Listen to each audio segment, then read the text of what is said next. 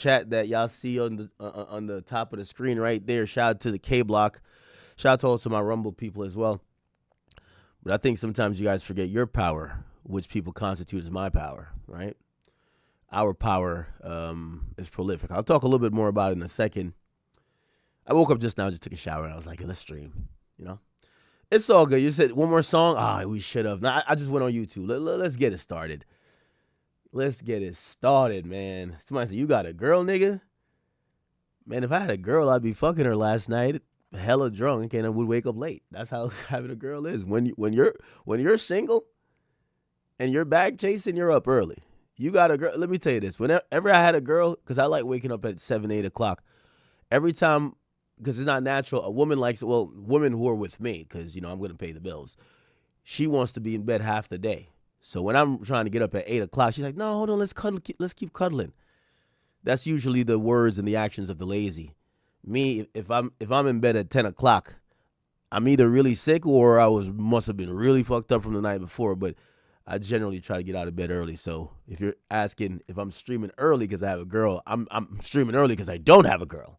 It's the most single I've ever been, but it's the most focused I've ever been, right? No distractions, none of that. So that's actually an amazing thing. We're not really a bunch of topics to kind of get to, but if you guys are up with me, hey, Dion, what's up, brother? If you guys are up with me, we'll kind of bounce around and figure out some things to talk about.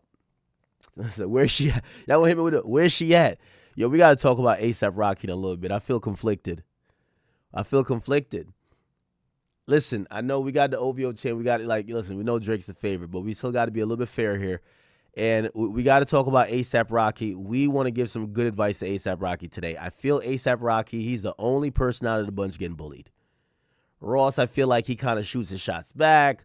I mean, I feel like everybody else are formidable opponents. I'm not trying to call A$AP Rocky weak necessarily, but we got to, A$AP Rocky, every time, this is like the third time A$AP Rocky's got it completely obliterated.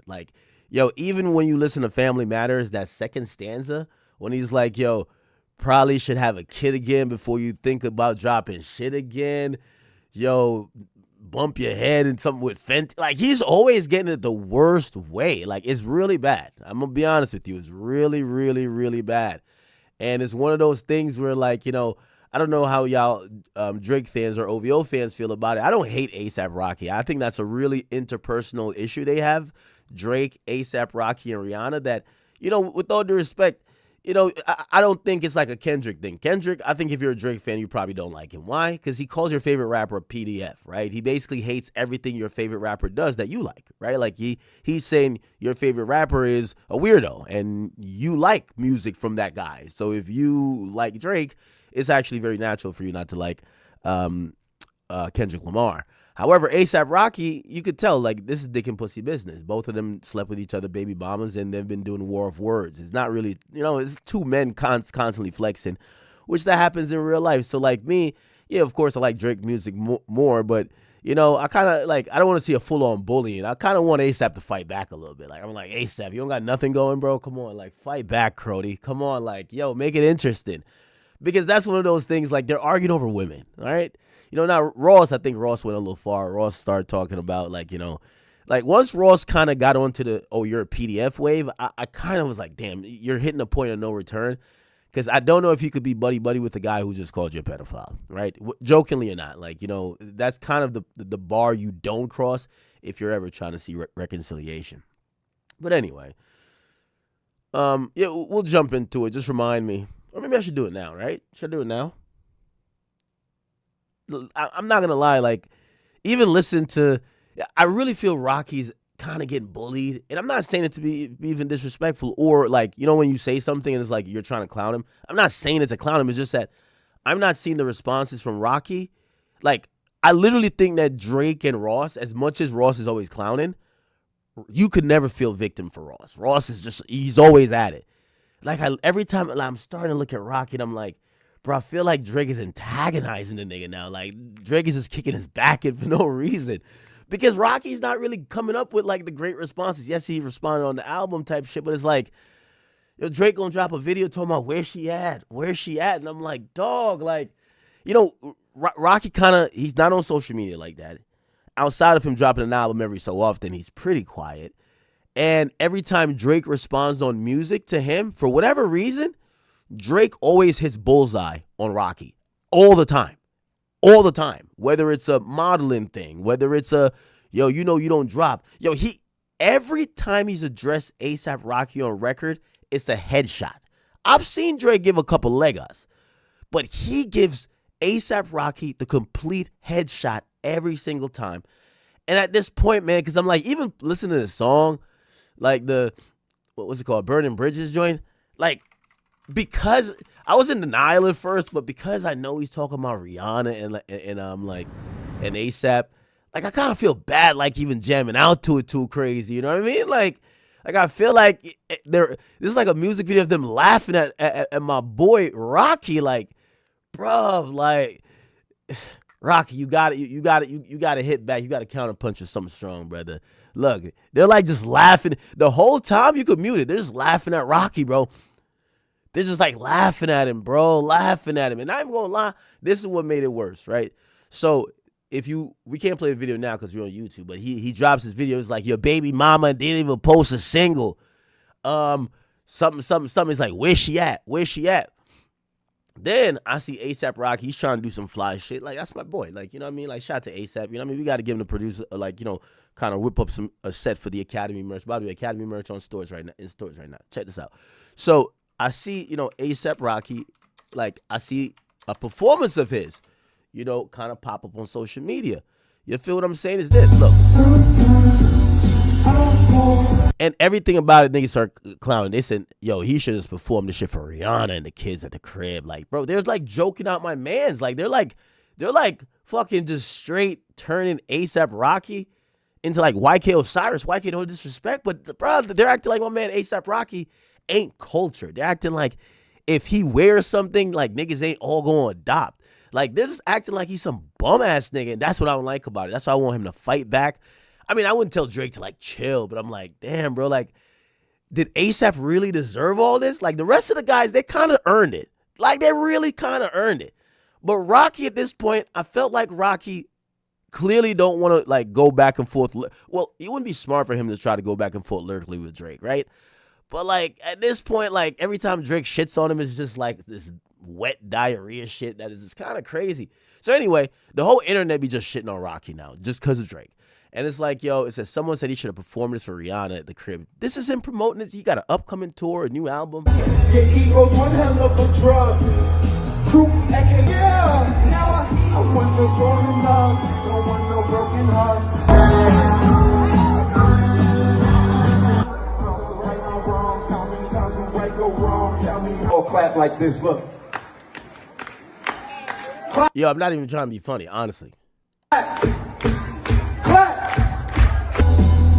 Yeah, I know I'm being sincere. I'm not a fake nigga. Like, I sat with Rocky. He gave me good vibes. Like, whatever. Like, you know, I wish him and Drake wasn't getting into it. Honestly, like, I'm not, bro. Honestly, like, I'm not a nigga who's like come on and be mad shady, right?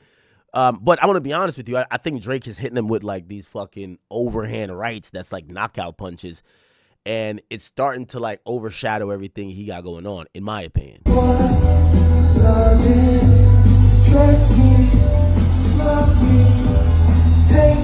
Now, I'm gonna be honest with you. I want to put some context to this. I haven't watched a full performance, but it appears that it might be like a private event he's doing at looks like there's a Chanel logo. I don't know. It's probably some high fashion brand. Now, people say, yo, he should have performed this shit for Rihanna at the kids with the kids at the house. And then, you know, I'm telling you, this song that Drake just dropped, it got everybody almost trolling him. It's like, yo, where's she at? Where's she at? Like, it's like now the problem with beefing when women are in the middle is that at some point the woman gets used against you. We saw it with Meek Mill. Like, Nicki Minaj got used against him. Actually, it probably helped, like, I don't want to say ruin the relationship with Meek and Nicki, but because you're a dude, when you're a woman, she's in your corner, but at some point people start using her against you, whether they slept with her before or they're going to use the fact that, oh, she's more successful than you, or, man, even she thinks you a bum. And even though that's probably not the case, that's an easy narrative to get off because usually women stay out of men beefs. So now Drake comes with this like perfect maneuver, which is, yo, your baby mama ain't even post your single. Where's she at? Where's she at? Which is like kind of like stupid if you really think about it, because she's at the house with ASAP. But it's so popping online, and Drake got the hottest album, that now people are saying this. And I don't know, like, maybe I'm going to attribute this wrong. I knew that this Drake narrative was working when Rihanna posted. I'm like, what? Rihanna finally posted something, and she barely posts. I just want to show you. Like, she barely posts, right? Other than Fenty stuff. She posts Fenty stuff all the time. But if it's not to promote her brand, you'll see, like, this is some, like, Sephora thing. She doesn't just post for no reason. Everything is a brand post. She doesn't just post, I'm chilling. Like, you can't, these are professional photos. None of this is, hey, I'm just cooling. But I personally believe all that where she at shit, and, you know, everybody kind of getting that Rocky, you know what I mean? And they're using these Drake lines. I see Rihanna post up yesterday with basically a meme, and she says, me pulling up to my man's tour in flats now because I got to bring the kids. And that, to me, maybe, again, it might be isolated. I'm not trying to say it has directly to do with Drake, but the internet narrative is like, oh, he got her to post. He's living rent-free. He got her to finally post about her man, because that was a joke. Yo, Rihanna don't even support you. Like, she's just kind of doing her own thing. Like, she's just in the background kind of watching you not be, like, that successful. Even though I think his album did good numbers-wise. But still, that was the thing. And Rihanna, out of the blue, after Drake kind of like, where's she at? She's now saying, oh, I'm pulling up to my man's tour. Which, by the way, everybody knows Rihanna is such a huge figure. Listen, if tickets was going X amount of speed in terms of sales for his tour, her posting this, double. Like, Rihanna is that big of an artist. She's still one of the top 10 streamed artists, and she hasn't dropped an album in 10 years. So, again, you know, now people are looking at that post and be like, oh, Drake got it. Yo, Drake. They must be arguing in the crib. Rihanna had to post about her man's tour now. Why? Drake kept asking, where's she at? So now I'm like, yo, bro, I feel bad for Rocky, because here's the thing with Rocky, right? I know how to handle these situations. Anytime you dealing with a dude and the thing in between them is girls, you know, well, I guess not maybe this situation, because he's actually married to Rihanna. You got to take the gloves off. You disrespect everybody. The girls got to get disrespected too. Like, you know what I mean? Like, honestly, ASAP, the only way for Rocky to come back is like, let me not give people tips, but he's a gentleman. He won't even do that. Like, you got to go get on it. He keep mentioning your baby moms. You got to mention his baby moms. But even when we did the interview with Rocky was so polite. He was like, nah, bro. He was like, matter of fact, I want to apologize. I shouldn't have brought that woman in there. So Rocky's not equipped for this. Drake is clever enough to do this where she at shit, where he's not violating, even though he did violate Rihanna already. He says the sex was average with you. You know what I mean? He basically called her mid, right? Like, that's what he did on Fear of Heights. And, yeah, Rocky, like, I don't know if Rocky could, you know, box at that level. So I kind of feel bad for him a little, but I thought this was like, damn, y'all are kind of proving Drake right. As soon as I see Rihanna posted about Rocky's tour, let me see. Let me go down. I'm gonna go down and see if I see. And y'all might be like, so what she posted, she's going to, bro, I'm gonna keep it a bean with you. I don't think, look on her page, I don't think she posted his album, right? So if she didn't post his album, then Drake drops a song saying, your baby mama didn't post your single, where's she at? And the next day, or during the week of that song dropping, she posts, not your album, but she says, I'm going to my man's tour. You see why people are going to just say, oh, she ain't post your album or your single. But now Drake made it obvious. Now she's posting a meme or a picture saying she's going to your tour with the kids. Ah, man. Hey, listen, it's just narratives, man. It's narratives. And I don't know. That's what I'm saying. I think Rocky's in a tough position. I think of all the offenders of the 20v1 thing, I think Rocky, you know, they got dick and pussy drama. Like, you know, oh, you smashed my baby moms, I smashed yours, and just little stuff like that. I don't think there's much beyond that. And shit, I've asked Rocky himself, right? So I think it's just jealousy of a girl. I always think that type of stuff could kind of get like fixed. I don't see Rocky jumping on your PDF wave. And I think Drake's biggest jokes about him is like, yo, bro, like, right now you're not that guy in music. Just keep modeling and keep cuddling, right? You could get over that, I guess. I'm not saying they're going to be friends, but, you know, if it's it's not at the point where it's like, yo, if we see this guy, we got to crunch him up, right? In my opinion. Damn. So I hope this wasn't true. I hope that Riri was going to post this regardless. But if we look at the facts, it doesn't look like Riri posted the album. So if Drake makes a song about, maybe I'm wrong, right? Maybe I'm wrong. I don't know. Anyway. Good morning, y'all. Good morning. Good morning. What else is going on?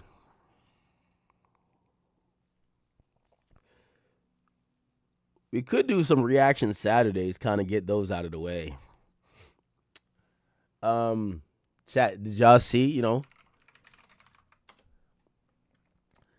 dropped a little video on the timeline. Yo, by the way, you know what I noticed? And this is going to get into a bigger topic tomorrow, chat. I see why, like, so much of, like, hip-hop media and, like, a lot of these people, like, within the culture who used to be gatekeepers, I see why they don't like me. And I see why they don't even like a lot of people associated with me. And I'm going to tell you why. Is because, like, we've snatched something that they considered that was sacred, and sacred because they felt they controlled it. They felt they controlled the levy or the lever of who could get visibility and what's talked about. And I'm going to be honest with you, like, again, hopefully I'm not coming across big-headed, but it might sound like it. I don't know if there's a way not to sound like it. These days when it comes to, like, music conversations or narratives or whatever, pretty much it's usually from somebody I'm cool with or me that people are talking about these topics. Like, it's the landscape has completely changed where it's something that we're doing. And not only, when I even say we, I'm not saying, I even add Drake to this, right? And this is where I'm starting to realize, I'm going to get to a bigger picture or a bigger topic in a second, where I'm realizing that the gatekeepers who used to be like, oh, okay, you need my approval, or, that's when they're gripes to Drake. Yo, you don't come to our radio station no more to freestyle to prove that you deserve this. You just do it. But even me, like, a lot of these media guys, they kind of look at it like, yo, remember they used to just shit on me. Like, yo, he's just in his basement. What the fuck? Like, now when there's a reposition of the deck, and they're watching where attention naturally goes to, it really gets them upset. And again, just give me a second. We're going to get to those points in a second. But yeah, I just posted a picture of me, a video of me and Drake, 8 million views. And I'm not necessarily, well, I am kind of a numbers guy, but I didn't realize sometimes how much this sucks up or eats up or dominates the timeline till I seen people recently start coming up with these, like, really kooky, like, conspiracy theories. Like, people got, like, RICO cases in how they're thinking, how the internet is moving, or this is going to sound so crazy, y'all, but I'm going to explain it in a few seconds. Anyway, so I posted this, and pretty much went viral. I said the choice was $1 million in cash in the duffel or dinner with the GOAT. You feel me? You feel me? Now, you gotta keep in mind, my boy just broke every record known to man. He's the Billboard king. He owns basically the albums and the singles record. Come on, man. He said, yo, do you want $1 million in a duffel bag, or do you want dinner? That's Soto. Your shout to my boy XQC. He was right. What everybody don't know, the whole internet, this is the actual plot twist, not Drake's plot twist, the real plot twist. Told Drake I wanted the dinner. Bruv, wasn't for him. I think it was because of the food. I wanted to eat at Soto. I turned the Millie down. Yeah, I happened to get a chain. Yeah, we got some game. He kicked some knowledge to me. Of course, that knowledge is probably worth like $30 million, but it's all good. I really went for the food. I picked the food. I've been getting DoorDash every day. I'm like, yo, $1 million or eating at Soto. I hear like it's an amazing place. They thought I picked Drake. No, I picked the food. The food was amazing. I'm in there having a good time. I happen to get a chain. I didn't know, nice chain. I like the chain. The chain's amazing. But, I picked the food. That's what nobody understood. Come on, man. How you got all the DoorDash jokes about me, but don't realize food or a millie? I picked the food. So, anyway, the internet's having a good time with it. I'm a great sport when it comes to shit like that. But I did realize, like, there's so many people. And again, I'm getting closer and closer. We're going to talk about it in a minute.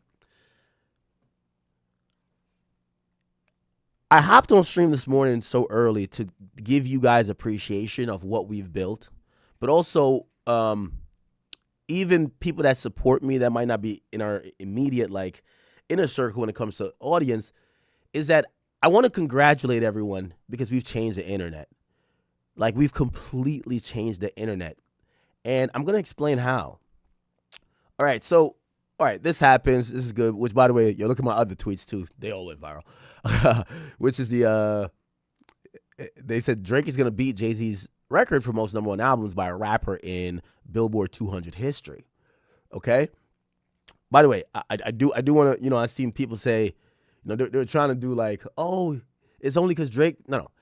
Jay-Z's record existed because he dropped his first album in like 1996. When does his last album drop? That was dropped in 2017. So let's actually do the math on that. 1996, he took how many years?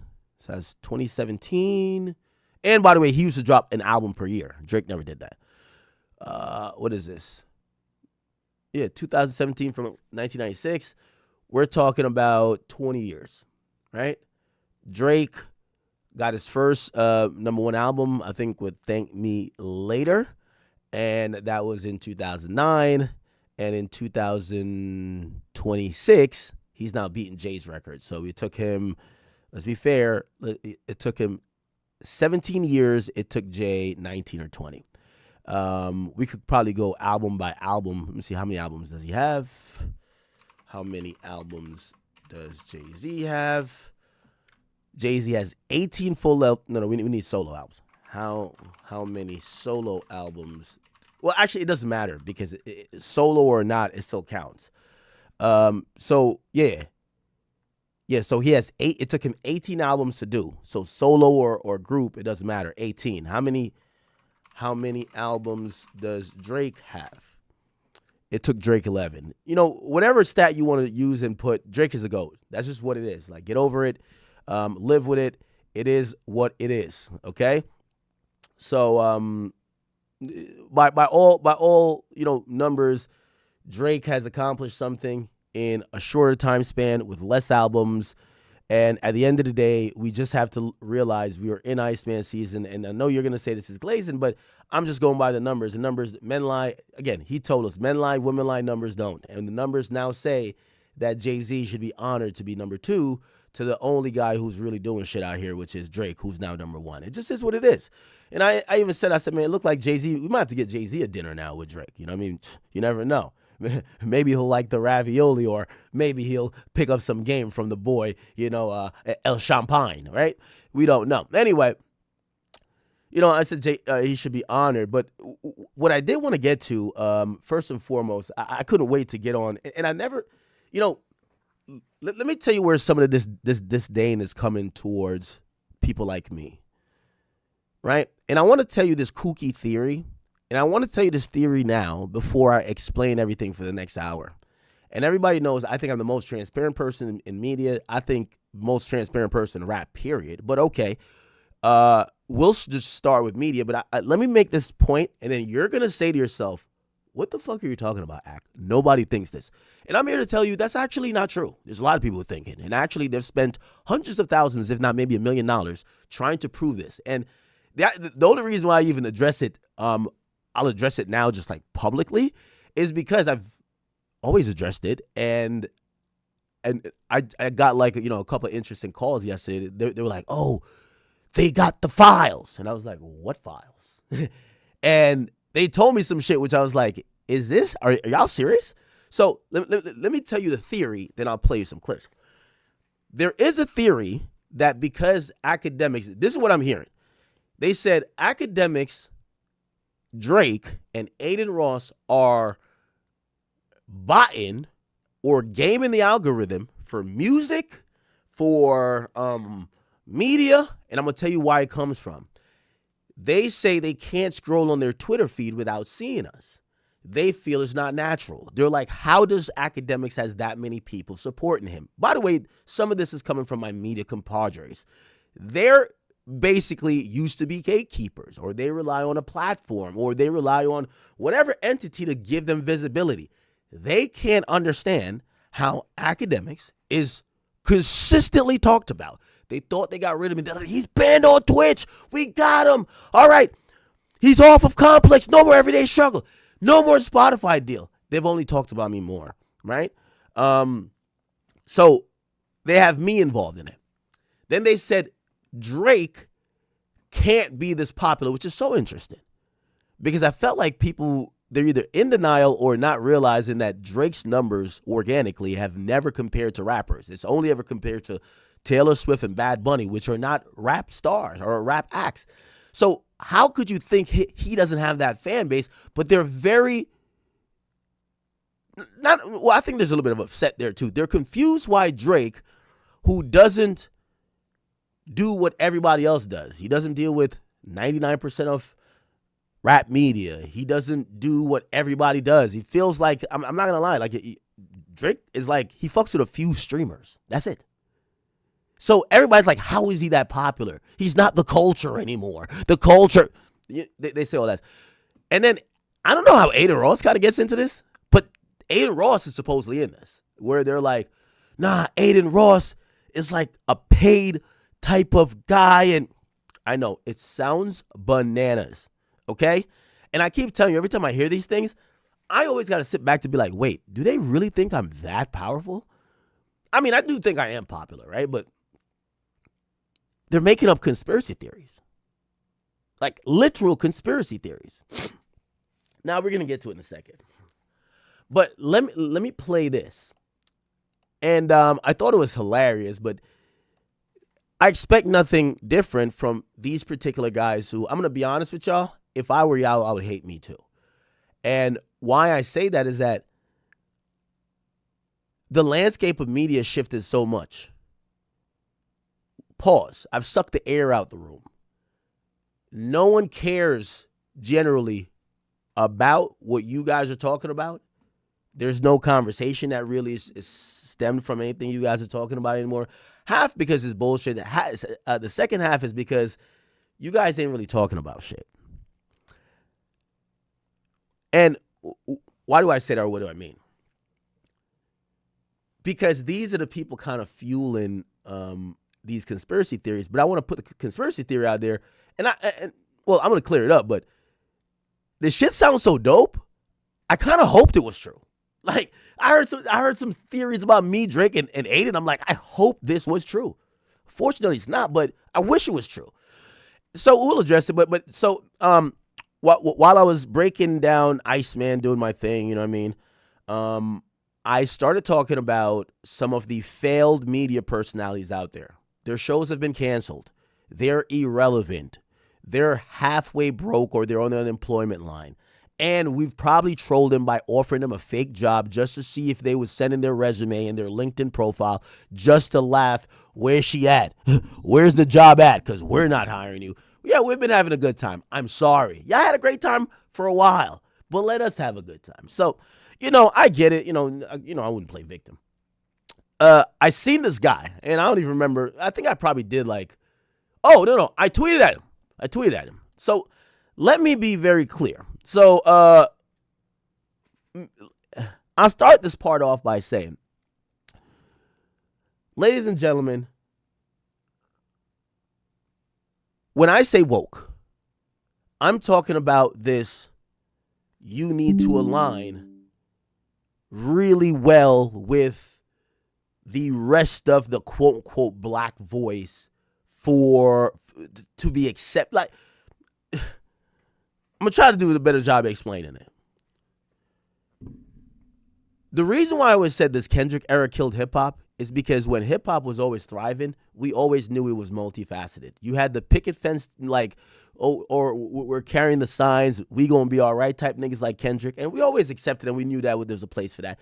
You got the drug dealers and the mushmouth retards like Lil Baby. You had the eclectic but still street dudes like Young Thug. You had the straight up drill rappers like Chief Keef and Lil Durk. You had the emo rappers, they were like Uzi and like Trippie Redd. You had the lyricists that just couldn't make a hit. I could go on and on, but I'm talking about how diverse hip-hop was. You know what never happened in hip-hop?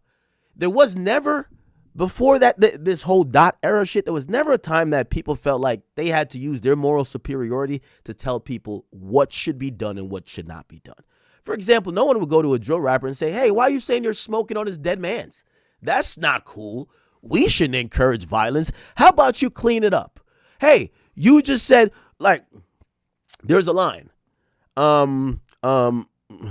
Okay, Dej Loaf has a line that says, I really hate niggas. And she says she's a Nazi. By the way, fire song. Everybody know, Dej Loaf, try me if you don't know.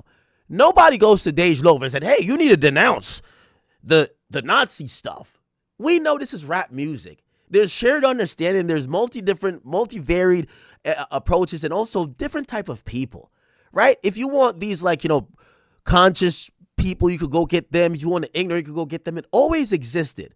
What happened after this Kendrick era started and fans now started looking at everything like, oh, he has a case. And they started looking at these things like we were now judging people on soapboxes. Hip hop has always been for the imperfect. We love the people that got 15 felonies. We love the people who caught a body but beat it. We love the people who, like, again, their rap sheet has never been perfect. So once hip hop turned into a place where now they're breaking down if you're a good person or not, that would never last because hip hop always embraced imperfection. That's when that started from them trying to demonize Drake, saying he's a PDF, which is completely false. But then that turned into we're judging everyone. The rappers, remember I always tell y'all, the rappers who I'm talking to, and they're like, yo, like, they're talking about reaction now to the music. They're saying, yo, Kendrick killed it. It's street rappers who's telling me this. It's not conscious niggas. It's street rappers. They're like, yo, bro, they rap ignorance. And what happened in hip hop is that you had people now trying to hold braggadocious drug rap or street rap or, you might have a rapper say, I slap a bitch, blah, blah, blah. That's always been in hip hop. Like, this is not in speech. Like, in speech, if somebody said, man, I'll slap this bitch right now. Be like, yo, bro, chill out, man. You're not supposed to hit women. But if a nigga be like, yo, I slap my bitch, like, brother, we know how hip hop is. So hip hop conversations start getting sanitized by what I call these woke people. Okay. Why do I say all that? Because there's this fucking idiot. His name is Jeremy. He used to be on a show that got canceled. He got canned. He got fired because after they couldn't hate no more on Drake, there was no more interest in him. He made a tweet and he was like, yo, the White House, which the White House has a TikTok account. Now, I want to show you the White House TikTok account really quickly because it's important for me to make that point. So if you go to White House on TikTok, you could click any video and you're going to hear a music in the background. Like, look at this. They're showing people or leaders that they killed. Listen. Another one bites the dust. Now, this is the Another One Bites the Dust song. They're showing, terrorist leaders or whoever our opponents been showed that we killed or arrested. You could go to anything. Where's the gold? They need one. Okay, so they posted one and they used Drake's lyric, the Drake song, right? We're just clicking on random ones here. We're not going to fight with them. Restriction. All right, hold on. I just want to go to the ones with music. Okay, don't even know what song it is. Okay, that cut off before the song played. But even this last one. What's up? Okay, that's not. But generally they posted a lot. Not enjoy the long weekend. Okay. Freedom forever fly. Okay. They play a lot of pop music in all of the things they post. It's really it's kind of goofy a little bit because it's not a serious posting from like the White House. Okay. Yeah, So they use a Drake Drake song for an Oval Office thing, right? Iceman. Okay. Then they use an Iceman thing. Right? Now, I'm not here saying they never use Drake's music. What I am saying is that they've used other people's music, and anybody ever running a social media account? You ever see the social media account for Wendy's? They use all type of music. They don't care, right? I'm not lying.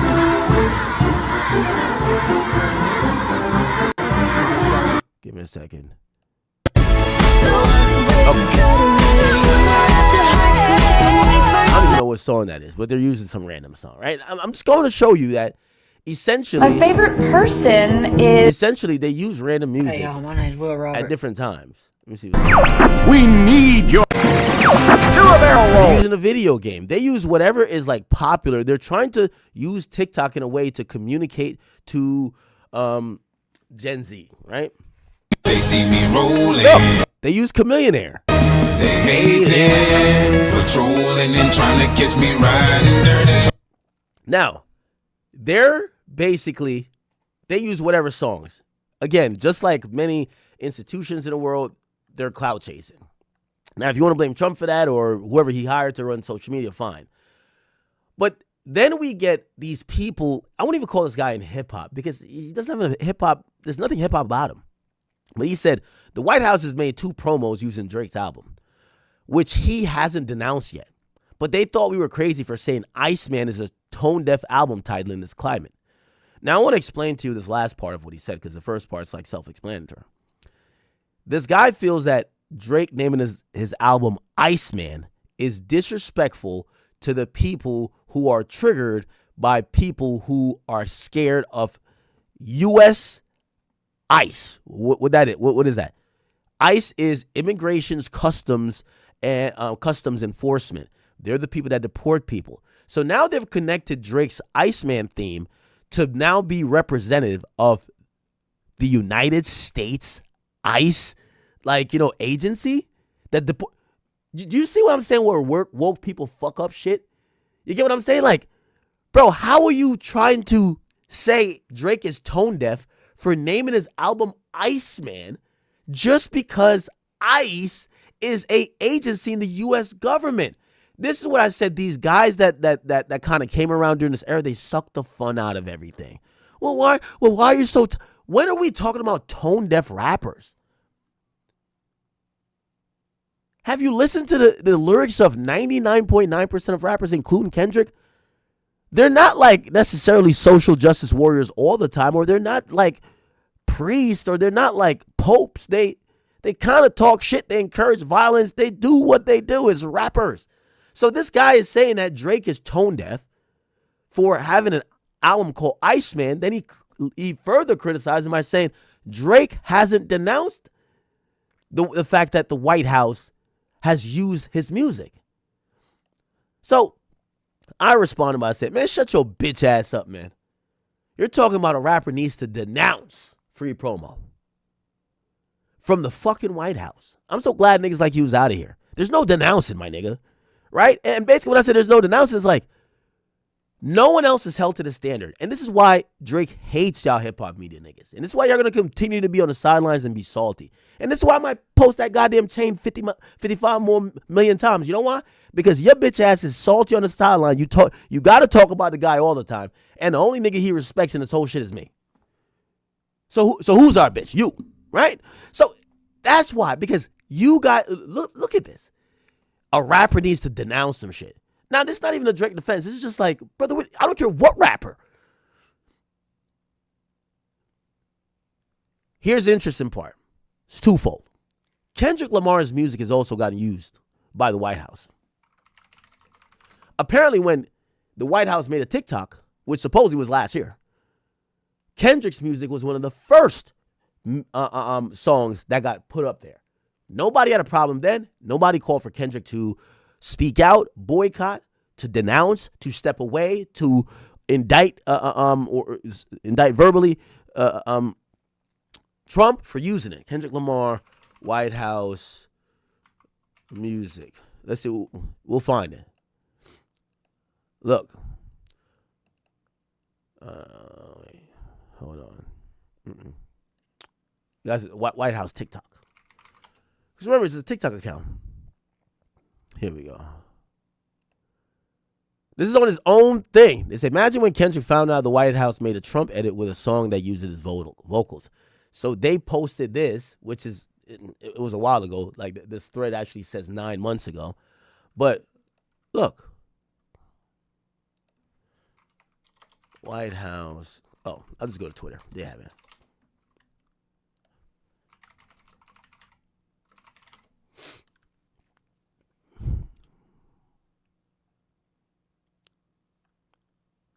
Walk it like I talk it. Okay. So these are examples. They've used Migos. They've used. Allow me to reintroduce. They've used Jay-Z. Like I talk. They've used.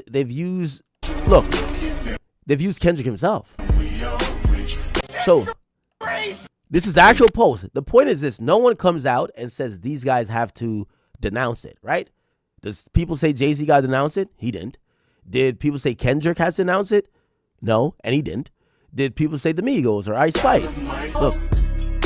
So he used Kendrick's song over a TikTok years ago. Or not years ago. Right? Okay, cool.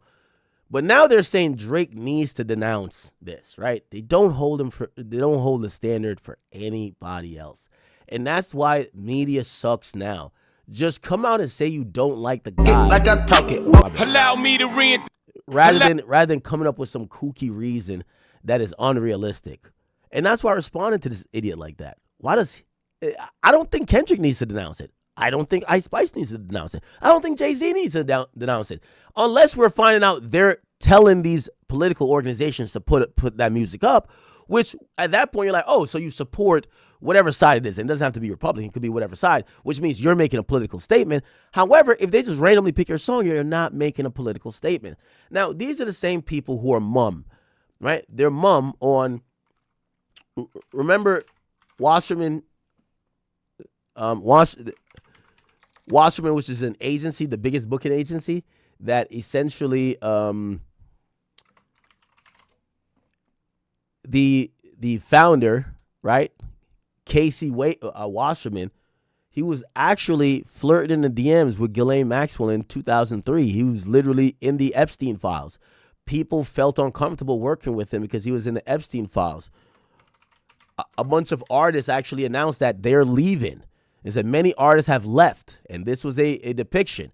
Subtronic says, I want to address it. I'm leaving. We had other people, hold on, Levity Music, and there's another one who's a bigger artist that left. Let me see. Orville Peck, Weighs Blood. There was someone else that was bigger. I'm sorry. Oh, Chappelle Rowan. They exited because they said they felt uncomfortable that their agency worked, that the agency that they're signed to was in cahoots with Epstein back in the day. You know who signed to Wasserman as a artist? Kendrick Lamar. He signed over there. He was quiet about his agent being involved with Epstein stuff. And I said he should have said something, but really, I don't really care if he did say something. I just want people to apply the same rules. By the rule that this idiot's going by, if Drake should speak out about the White House, which, by the way, is not Donald Trump's house, it's the official house of the President of the United States. If they use two songs of Drake and he needs to denounce it, speak out, how come Kendrick, who then gets signed to the agency in bed with Epstein, he doesn't have to say a word? But it's selective politicking, man. Like, they don't have the same standards for Jay-Z or for Kendrick as they would have for Drake. And I've said this repeatedly. So this guy, he comes out with this, but of course the internet, once I replied to this nigga, I felt like his skin was on fire. Like, he was going through it. And he made a video. And I got to play you this video because it's going to get into my bigger story. This was actually really hilarious. Check this one out, chat. DJ Academics took some time off from scarfing down Cheetos or gargling on his favorite rapper's meat to reply to my tweet that now has over 2 million views. I'm going to get back to Ac in about 20 seconds, but let me back up first. When Drake's Iceman album dropped, the White House posted this. Then a couple days later, they posted this video calling Trump the Iceman. So I tweeted this. White House has now made 2 promos using Drake's album, which he hasn't denounced yet, but they thought we were crazy for saying Iceman is a tone-deaf album title in this climate. Academics responded super rationally with this. Now, I wasn't shocked that Ac was triggered. He has been caping for his daddy for years. And not only that, but I did some digging. I have some sources too, Ac, and I know that you're getting paid by the head of Truth Social. Jeremy, I got $100,000 for you if you provide that. Head of Truth. Listen. You know what's so funny? Let me see. Who's this person? It's ran by who? Who's the head of Truth Socials? Devin Nunes? Shit, I wish I was. You know what's so funny? So this guy called himself trying to call me out. First of all, I'm the only person who will gladly tell you where my political affiliations lie at the moment. I supported and voted for Donald Trump last time. May not be turned out to be the best of choices these days. Next time, if there's a dope-ass Democratic candidate, I'll proudly say I vote for them too. I'm an American who feel like, even my audience probably don't like the fact that I'm that open with my political views. But listen, I'm not staunchly Democrat or Republican. I'm going to be honest about who I support. Now, let's just get to what's actually important. Have I ever gotten paid or getting funded? Because that's now the new thing. Like they act like I'm like this big entity. I guess I am, right? They're like, yo, Ak is getting funded by Truth Social. Bitch, how? Like, how? By the way, I'm glad you brought this to light because everybody knows I'm one of the most transparent people in media. I've always said I pimp the record labels. Listen, I'm a media personality, but I also have a platform which we put up a lot of music. Yes, they got to pay their due to go get access to my page if they want to promote their song, their album, or their music video. It happens all the time. I've told you guys this. That's no secret. Now, I'm not opposed to taking political money. I just ain't get it yet. I'm going to keep it a bean with you. Now, obviously, if I ever took money from politics, you'd be like, oh, I put up a post and it's like an ad. I don't give a fuck. I do ads, 100%. Like, this is where I'm breaking the mold for media people because they usually do it under the table. And because some of them used to be on radio, if you do that, that's illegal. What I do is what every media company does. I definitely run ads. By the way, this guy was on a show with another bozo, DJ Dickhead and Elliot Wilson, and they don't realize that they were signed to, what's it called, Hip Hop DX or Uprocks, one of those companies. They both do what I do and that everybody else does as media companies. We run ads. So Hip Hop DX was running ads in the background of whatever the fuck y'all were doing. That's how it works. Now, this idea that you're getting paid and they control your voice, that's not true, right? That's not true. Well, maybe it does work for certain people. I've never gotten paid politically at all. Actually, I want to get paid politically.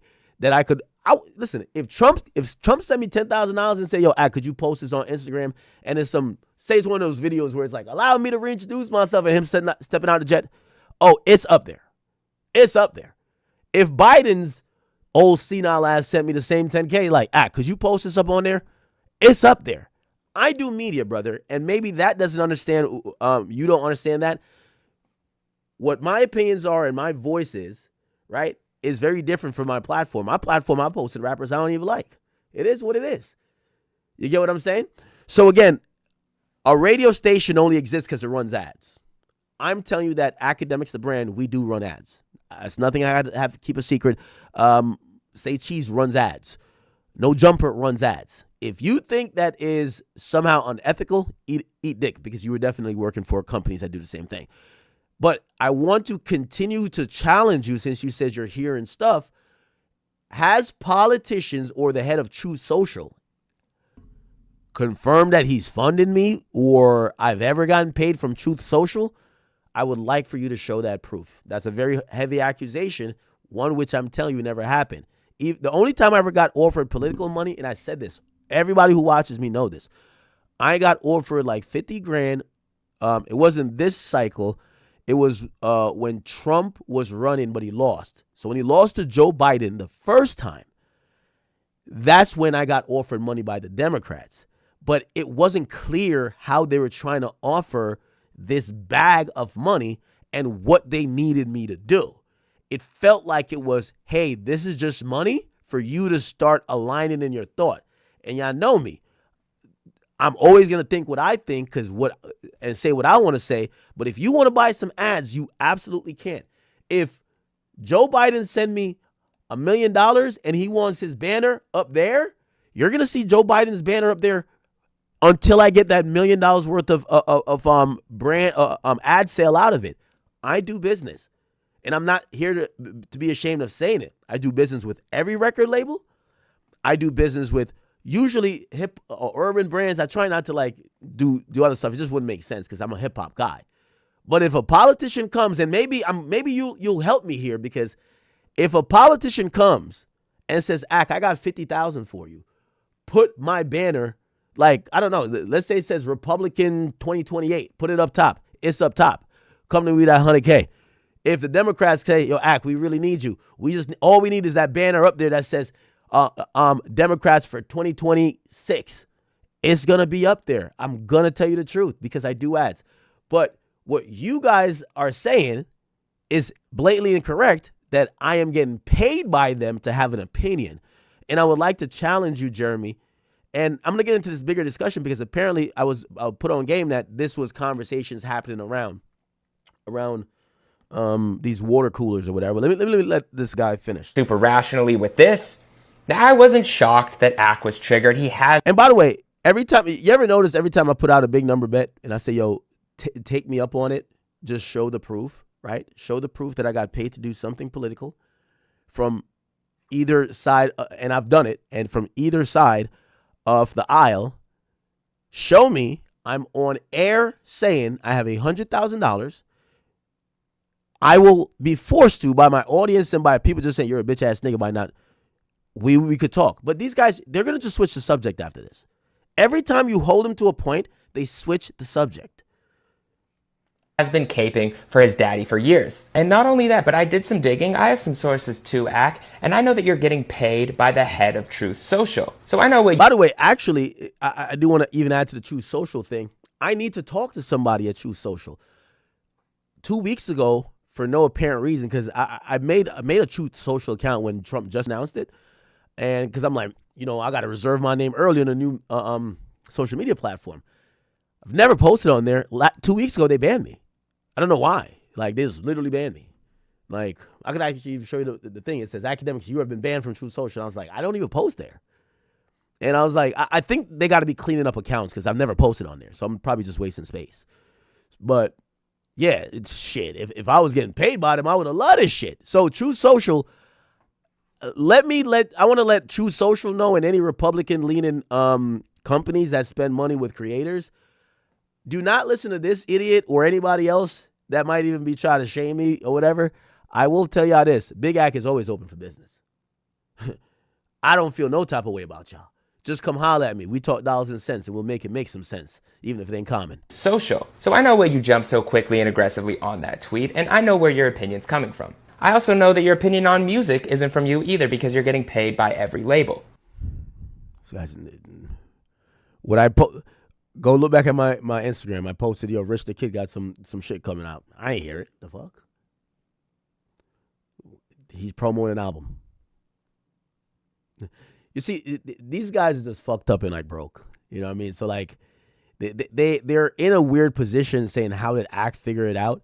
When years ago we used to call him an idiot, but now he's like a genius, right? Now, I'll put that out. If you're a record label and you have artists, I would tell y'all should all reach out to me directly to have a relationship with me. Some of y'all end up paying for posts on my page coming through different agencies, and you're probably getting taxed twice as much. So if you're paying $5-6K for academics posts where you're going through this middle guy to this middle guy to this middle guy, just come holler at Big Ack himself. I'll get my sales guy. He'll talk to you. We'll give you a deal. You get it for even cheaper. But these days, I do business with the music labels too. Like, what do you think? When I don't hit on stake, you think the Lambo don't get gassed up? You don't think the Maybach works? It got to work. So I do high level business, and I got a media company, and I am not ashamed to say that I do. You guys could use my platform at times for a billboard for your album. Now, here's the thing: what you can't do. Have y'all seen me go kick it with any of these rappers? That ain't my friends. Drake, my favorite. I'm with him. YB's my mans. I'm on tour with him. You don't see me in those shit where you're like, nah, Ack got this. No. So my opinion is always very clean and clear. But cool story, bro, if you're trying to, get that one off. Oh, shit. Did I click off of it? DJ Academics, but I did some digging. I have some sources too, Ack, and I know that you're getting paid by the head of Truth Social. So I know why you jumped so quickly and aggressively on that tweet, and I know where your opinion's coming from. Yo, newsflash. You see all you bitch ass niggas in hip hop, you scared to lose your audience or whatever. I told niggas I fuck with Trump. I fuck with Trump. Me. My audience don't have to. I do. And I don't care if I'm black, whatever. I fucked with him when he got elected. I don't think he's doing the best job now. When people said, do you regret voting for him or supporting him? No, because the other option I thought was worse. I don't care. Y'all can't try to like black me to death. And it's kind of interesting because this week I've been on like black people been loving me because I'm like, you know, I kind of handle the Sneako shit. I'm like getting this Chud the Biller shit in tow. But then people want to be like, no, this is a reason why I know I'm not being controlled. Because you don't think that they would want me not to support Trump? Bruv, I'm not going to keep it a secret that I supported the nigga. I'm going to just tell you what it is. There was 2 candidates last time. I thought Trump was going to be the better candidate. I wanted Trump to win. He won. He ain't doing the best job now. I could criticize him too. Man, I don't know what he got going on with Israel. He need to calm it down. He need to focus on what we got going on, or this shit not going to look good. But he's also in his last term. It's kind of looking like he don't give a fuck. I could be honest. Kind of looking like he don't, right? But these guys, they actually think the fact that they think I'm genuinely not someone who likes Trump. They think that I'm getting paid to like him, which I'm like, what's that paycheck looking like? Like, this guy think he's going to shame it. Yo, if they had told me, like, I ain't going to lie. All right, let's create a paycheck. Yo, maybe I would do some fraudulent shit if Biden comes to me with like, or whoever is going to be a Democratic candidate and say, yo, we got $15 million for you to fake like somebody. I might be like, wait, that's against my morals, but did you say 1.5? Maybe then we'll talk or something like that. But brother, if anybody follows, my audience follows me, they know like they might disagree, but they understand like, yo, bro, he supported Trump for this last time in presidency, but he's not completely like whatever gone as some people might think, because he also is criticizing Trump. It just is what it is. Y'all niggas just, especially a white dude is gonna act like he's the biggest Democrat. So if that's the thing that, you know, y'all think y'all got me on because I am bold enough to say that I supported Trump, that means all y'all is pussy. I also know that your opinion on music isn't from you either because you're getting paid by every label. But maybe that's for another video. But this wasn't just about them. Yo, thanks to Dana White. He invited me to the joint. Me and Big 45. Why is there orange in this? Me and Big 45 snapped it up. Yeah, what's the problem? Using a song. When you align yourself with people like this, or this, or this, and call your album this, when this Call your album Iceman. This is happening, with an album cover that has this sign, that also kind of looks like this sign, you can't be shocked when they do this. I don't think Drake's intention was any of this. Drake even said this on his album. But if that's not something that you want to be associated with, then just say something. That Kendrick, the Migos, Jay-Z didn't say nothing. was my only point. Ack thinks that you don't have to denounce anything, but that's because it's something he's aligned with. For some of the biggest artists and celebrities in the world, it was as easy as this. Or this. Or this. And even this. Oh, and Ack, you might want to do some history on the word woke, because I don't think you're using it right. But that's for another video. Iceman's gonna sell incredible numbers, pour up some Henny, you can go back to arguing with women online like you usually do. Oh, I almost forgot, congrats on your new OVO chain. I know you're gonna take great care of it. You earned it. I'm happy for you.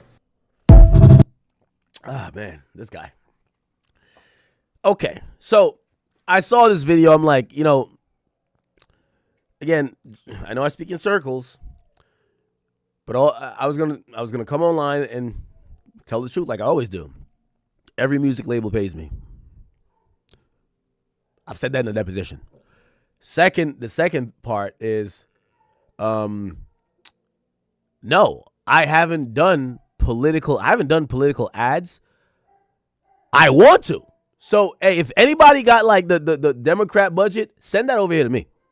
I got a lot of bruv, like I got a lot of cars to service. I need some bread. If anybody got some political money, I start at 50,000 and up. You could run an ad. You could run it on my stream. It's facts. 50,000 and up. Straight up. So I don't know. These guys think like, oh, we're exposing you. No. Now that you think I'm doing it, first of all, I'm trying to get part of that because political money is way longer than rap money. I could charge a nigga like $6,000 or something like that for a post. Yo, I could charge 30 grand for some political shit.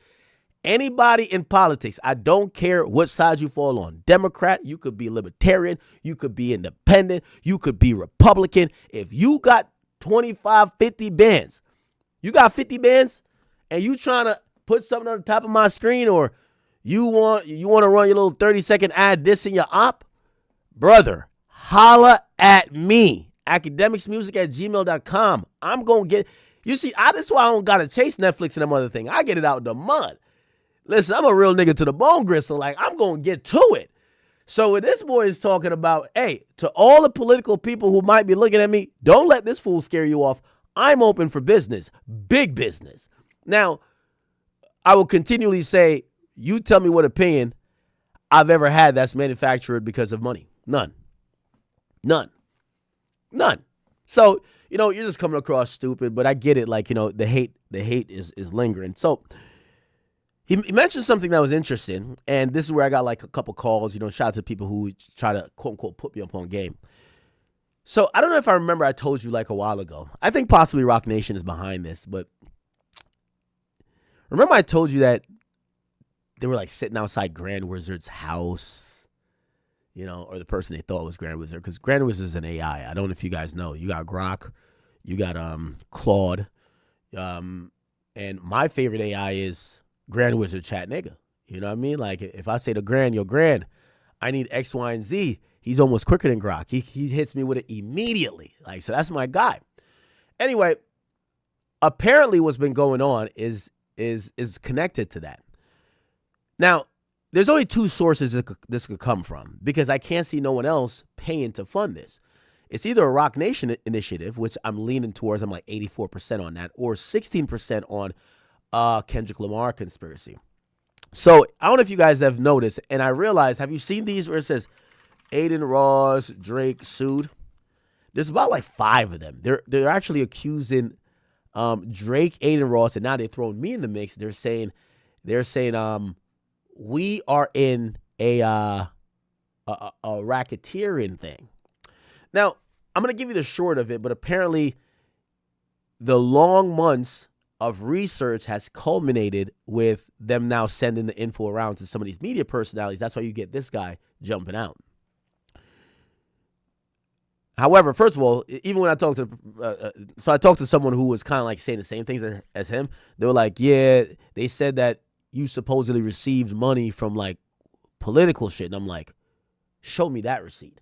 And then they confused me with Grand Wizard. Like, they didn't know who it really was. And I was like, all right, so what else are they saying? So I'm only saying this and bringing this to light because there's a theory, and supposedly none of this is criminal necessarily, but they think there's a big expose about to happen of me, Drake, and Aiden Ross. Let me break this conspiracy down. I mentioned at the beginning of all this rant. They claim that Drake is paying to control the internet. No, I'm serious. So if you're a fan page right now and you've been posting some Iceman stuff, or you post with the other fan post, they think that somehow Drake, let me break down this conspiracy theory they have. They say Drake is at the top. He pays me, he pays Grand Wizard, he pays Aiden, and he does it in a weird way underneath the banner of stake, which I'm like, I wish Drake would be sending me some bread. Like, this would be lit. Like, Law is supporting. Yo, when the person's telling me this shit last time, I'm like, yo, I've had the same question. Y'all need to show me proof that Drake has ever paid for something, because I'm going to hit him directly and be like, yo, Drake, you dropping a bag on everybody but me? Now, I know I got to change, but I'm like, yo, shit of love, brother love. Anyway, that's the conspiracy theory. They claim stake is part of the way that the money gets transferred so people can't figure it out. And basically, so those are the players in the conspiracy. By the way, this is everybody in media now. They're so irrelevant. They actually believe this, because the people who call me about this, they wouldn't call me if they didn't think that, they really thought they got something on y'all. So keep in mind, we had private investigators go overseas trying to find Grand, but he lives in the cloud. They try to find a bunch of other people, like just a lot of money spent. And the narrative they've came up with is that Drake is paying me, Aiden, under stake to control the internet. Now, how's the internet controlled? And this is the thing you really got to hear. The people who I'm putting belt to ass with, that's why I'm number 1 on the media list, is trying to figure out how our audience is this big. They're trying to figure out, which I think with Drake, it should be self-explanatory. He's the biggest rapper. They think Drake's numbers is inflated.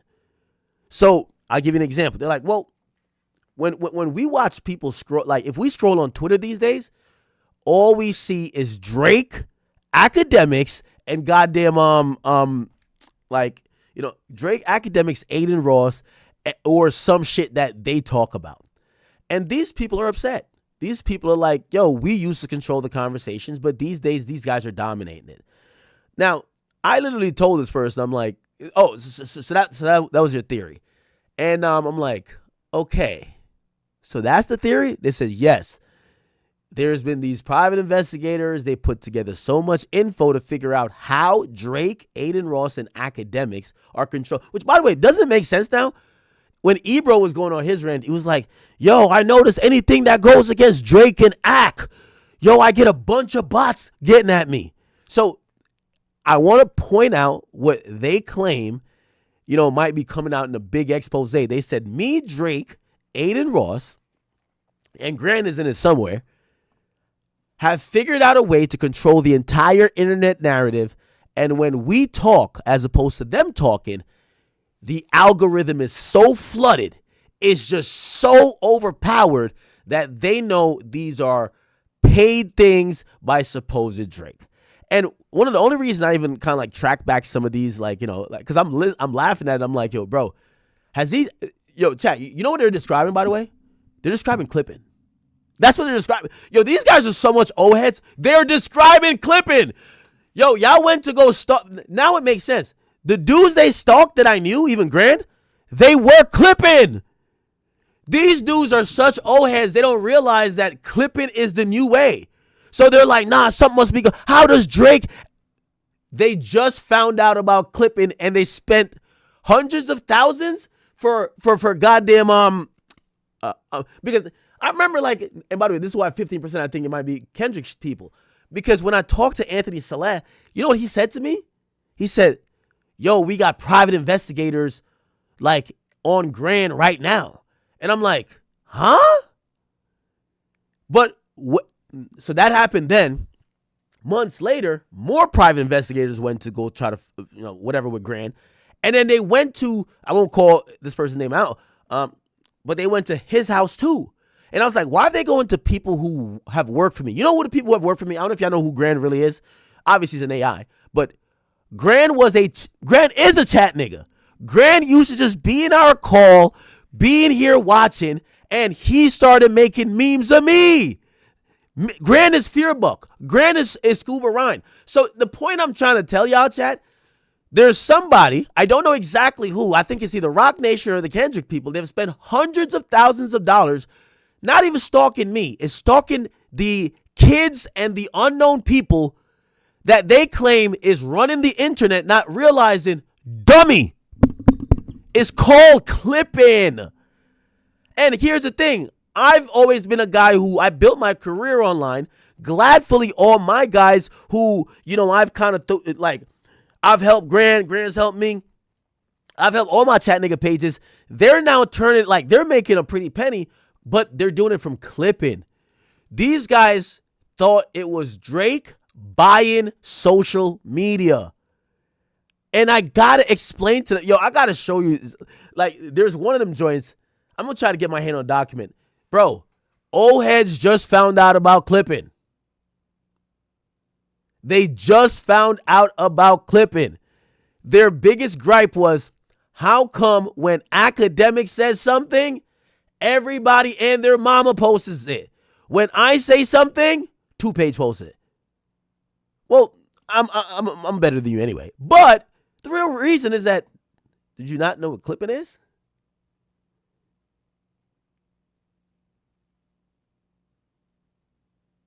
So, I know this has been going on.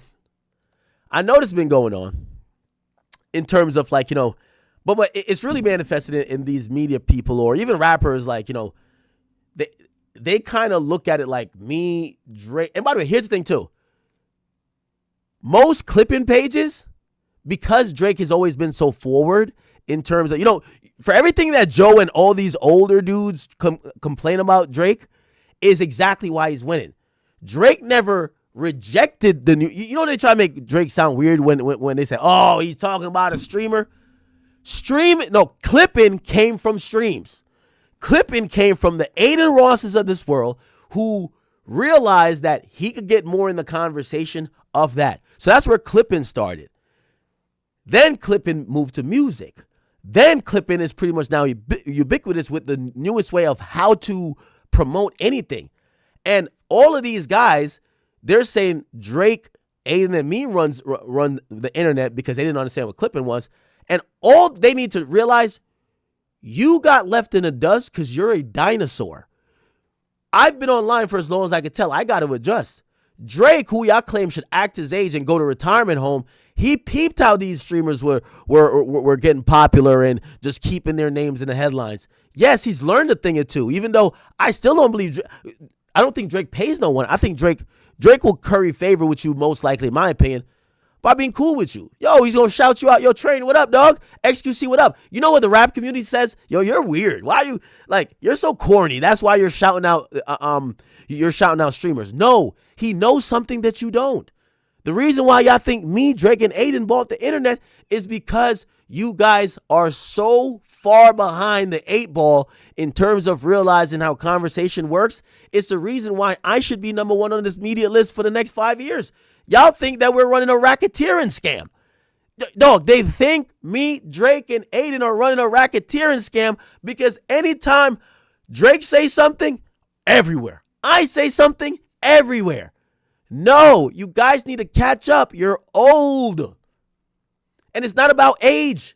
It's about you guys still thinking that marketing works like it used to back in 2010. That PR works like it used to back in 2005. Catch up. So the people who call me, I basically told them yo, first of all, the inaccurate stuff here is, they said Steak was helping to bot Drake's streams.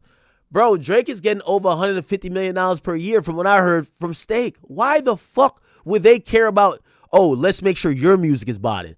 No, nigga, they just want Drake to play on Steak. That's it. That's it. They just want him to play on Steak and rep their brand. That's it.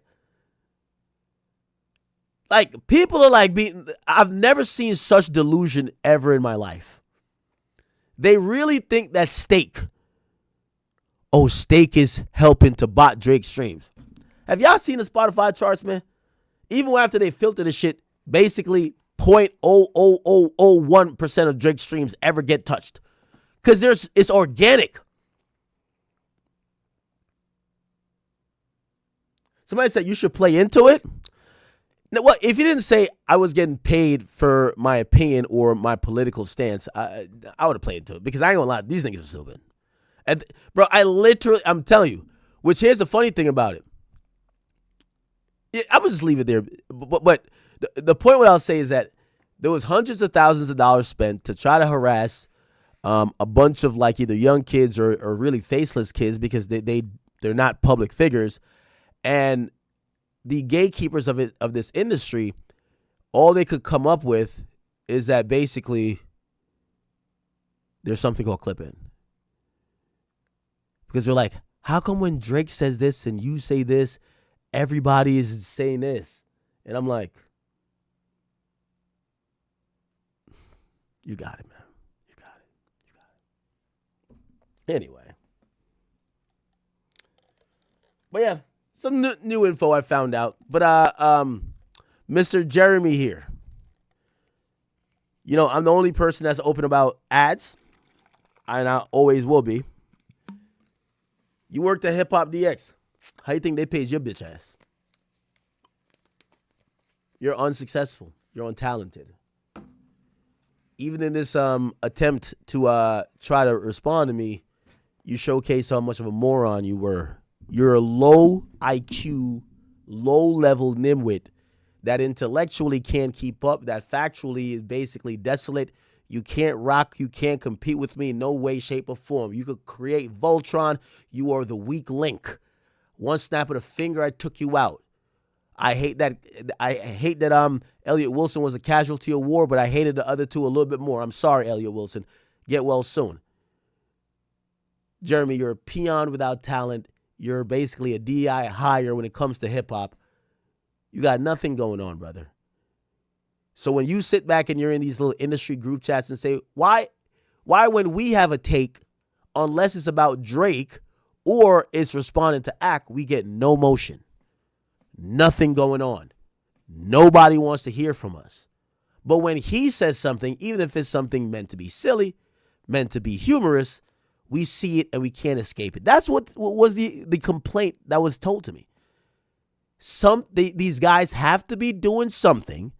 They got to be getting funded by something to subvert the entire, because you know that's their theory, right? They're trying to claim that we're right-wing funded. Me, Drake, that's why he's using this. Oh, why Drake didn't denounce this. Me, Drake, and whatever are right-wing funded to control the entire hip-hop convo for the right wing. Brother, really? Just say you're irrelevant. That's just what it is. Anyway. I wanted to give my full explanation of that, but I also want to say, for the old heads who are mad, and, you know, I guess at some point they're going to come out with this thing saying, oh, you know, academics and Drake are funded by X, Y, and Z. Even then, those narratives, you're lying anyway, but it won't even matter. I want to encourage, and I've kept encouraging, because this is where I've realized I have the leg up against these senile guys. If you're a young kid and you watch me all the time, if you got free time on your hand, you run a page that you repost stuff, you should become a clipper. There's clippers making $10K a month, $20K a month, $30K, some even $50. It's a really dope thing to reward your actual supporters. Fearbuck, Scuba Ryan, they were in the community of Aiden Ross. These guys make $1 million a year. Grand, all the chat nigga pages, they were just like, yo, let's just rack up some followers making fun of Ack. They make a pretty penny. The point is this, despite what these guys are going to try to angle it as, because, you know, what they're going to say is that, oh, yeah, it's more than clipping, it's propaganda pushing. But if you're a young kid, you got some time on your hands, you like doing stuff like that, get into clipping. Holler at my man Grand. And matter of fact, I think I'm about to have my own clipping agency directly, you know, because he works with a couple of people. But I never knew that the older people in media are so fucking, yo, they're so outdated. They're like, what? This exists? Ironically, all of the Jay-Z mouthpieces seem to be focused on this element recently. Why? Maybe they're realizing that there's no positive. And remember, I obviously don't really care for Jay, but they're realizing it's amplified how much people, you know, don't like Jay or whatever. And I think they've been looking at, I think it's like paid campaigns or like, you know, it's whatever they be saying about this. Like, how do you buy the internet? I seen him post something recently. And I'm telling you, chat, the old heads have just found out about clipping. I got to show you this. So he posted, he says, Noah, shut up. But the clip is what matters. And this is what I'm saying for everybody in media and Complex. With all due respect, I think I should be number one next year again. I'm putting in my bid. I usually don't request it. But if media is this slow and this behind, and I'm the only forward one, I think Joe's a little forward because he had his Patreon. But still, if I'm explaining to people what this shit is, they're not even close to being on my level. Because I've empowered fans that I think the fans that I empowered that are now businessmen themselves, we have a network. And yes, it is prolific. But it is not no right-wing funding, nothing. It's clipping. Anyway, listen to this. So music used to be a very different game in that, like, the way you would get an artist to blow up was really defined by the labels for the most part. They told a radio station, play this person. Right. Yeah. We'll give you the resources, play this person. And that's how you became a star. Things started changing with streaming, with social media, with all of that, because now labels couldn't dictate it the same way. But they have found something that's been really effective now, and that is, and I think Drake did this for his latest album. Yes, it's pretty I've heard brilliant. it. Yeah. They've gone out to everyone online, not just like quote unquote influencers. Yeah, so the gatekeepers are mad that they won't. And by the way, the funny part about them saying, oh, Ack, you take money for promo, is that they used to get money for promo. People just realized their voice doesn't matter. I seen the baby do an interview with with Ebro. It got 300 views. That's not a proper use of your time. right? So, for example, if you have a budget of $10,000, would you want to give it to the place that gets 300 views? Or would you want, hey, I want a guarantee of 3 million views, and you could go to a clipping agency who says, yeah, we don't have an e-bro, even though you ain't shit. We don't got an e-bro, but we got a bunch of kids with pages that actually have some influence. And they'll put out this content or advertise this for you. And at the end of the day, every time they hit 1 million views, we'll take this from your budget. That's what's really been happening. So these guys who thought they were influencers and gatekeepers, the power has been stripped to them. The most powerful people is not even me, right? It's the Clippers. It's the fans have gotten empowered and everybody's upset because they're used to telling the fans what to do. But now fans are their own businesses. Fans are like, all right, bet. I'm watching Ack anyway. He just said something funny. Shit, I know I'm about to send this to my friend. They clip it. They're like, yo, let me just put it on a page. Shit, other people find it funny. Their followers grow, da-da-da-da. But then there becomes actually a monetization for that. These guys are just old. They're out the game. Influencers. They got you join this platform. I forget the name of the platform. And essentially it sells the services of just the people online. And what happens is I can come on there and say, as Trevor, I have a campaign that I want to launch. I have $10,000 and I pay it to the service. The service then goes out to everyone who signed up to it, who's just a regular person online, and says to them, hey, Play the song. find a way to play the song, find a way to make this campaign go viral, and we pay you per view. So you don't pay people who failed. It's not like putting up a billboard on the highway and hoping people respond. No, you now go, oh, wow, that was an amazing dance Christiana did. She got 2 million views on that. We now pay her for the 2 million views. And then Tracy did something, it didn't catch on, so we don't really pay her for that. And so you are paying for performance. But what it does, though, is it creates a false idea of what trends It's popular. That's right. because now you've paid people. Yeah, people are trying to, they're trying to get a grasp back of the internet. They're trying to figure it out. How could we have the power instead of it being in the hands of a bunch of kids? Y'all go figure that out. But for the people who Jeremy and I heard there was conversation going on around. Yeah, me, Drake, and Aiden Ross, we are not in a racket. Okay, we're not engaged in racketeering.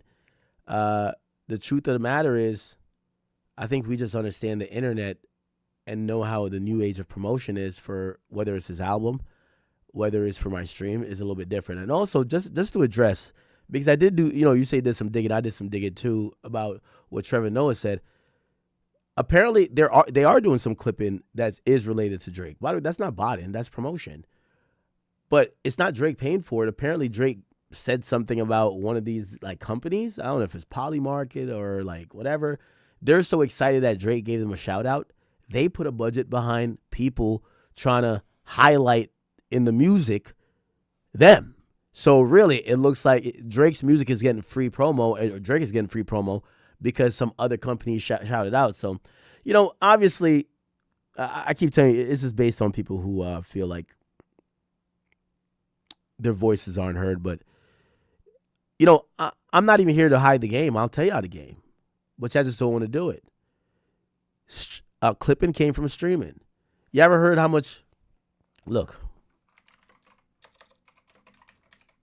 And this is what's going to separate. This is why you guys can't keep up. Listen to Neon explain how much he pays his Clippers. And once you hear that, look. Bro, that is just pure cap. I just got paid 1.4. You got paid 1.4? That is just pure, literally. How much you pay them Clippers a month? I just got paid 1.4. You got paid 1.4? They just... Yeah. Okay, so put that in perspective. If you think you're not going to see a nigga everywhere if he's paying $1.4 million in a month for clipping, you're fucking retarded. That's the thing where y'all trying to figure out this whole... I shouldn't even tell y'all this, right? Because y'all so slow, I should let y'all figure it out. But here's the thing. Most of rap or hip-hop culture, people don't invest in themselves. Like a rapper walks around like he's the hottest shit. He doesn't know if his label spending $200,000 a month or $100,000, even $30,000 a month to keep promoting his image, to keep promoting him. No. Rappers usually don't look at themselves as a business. They feel like it's a take, not invest. So, You know, the idea of clipping is at this point is like a really smart idea for even content creators to do.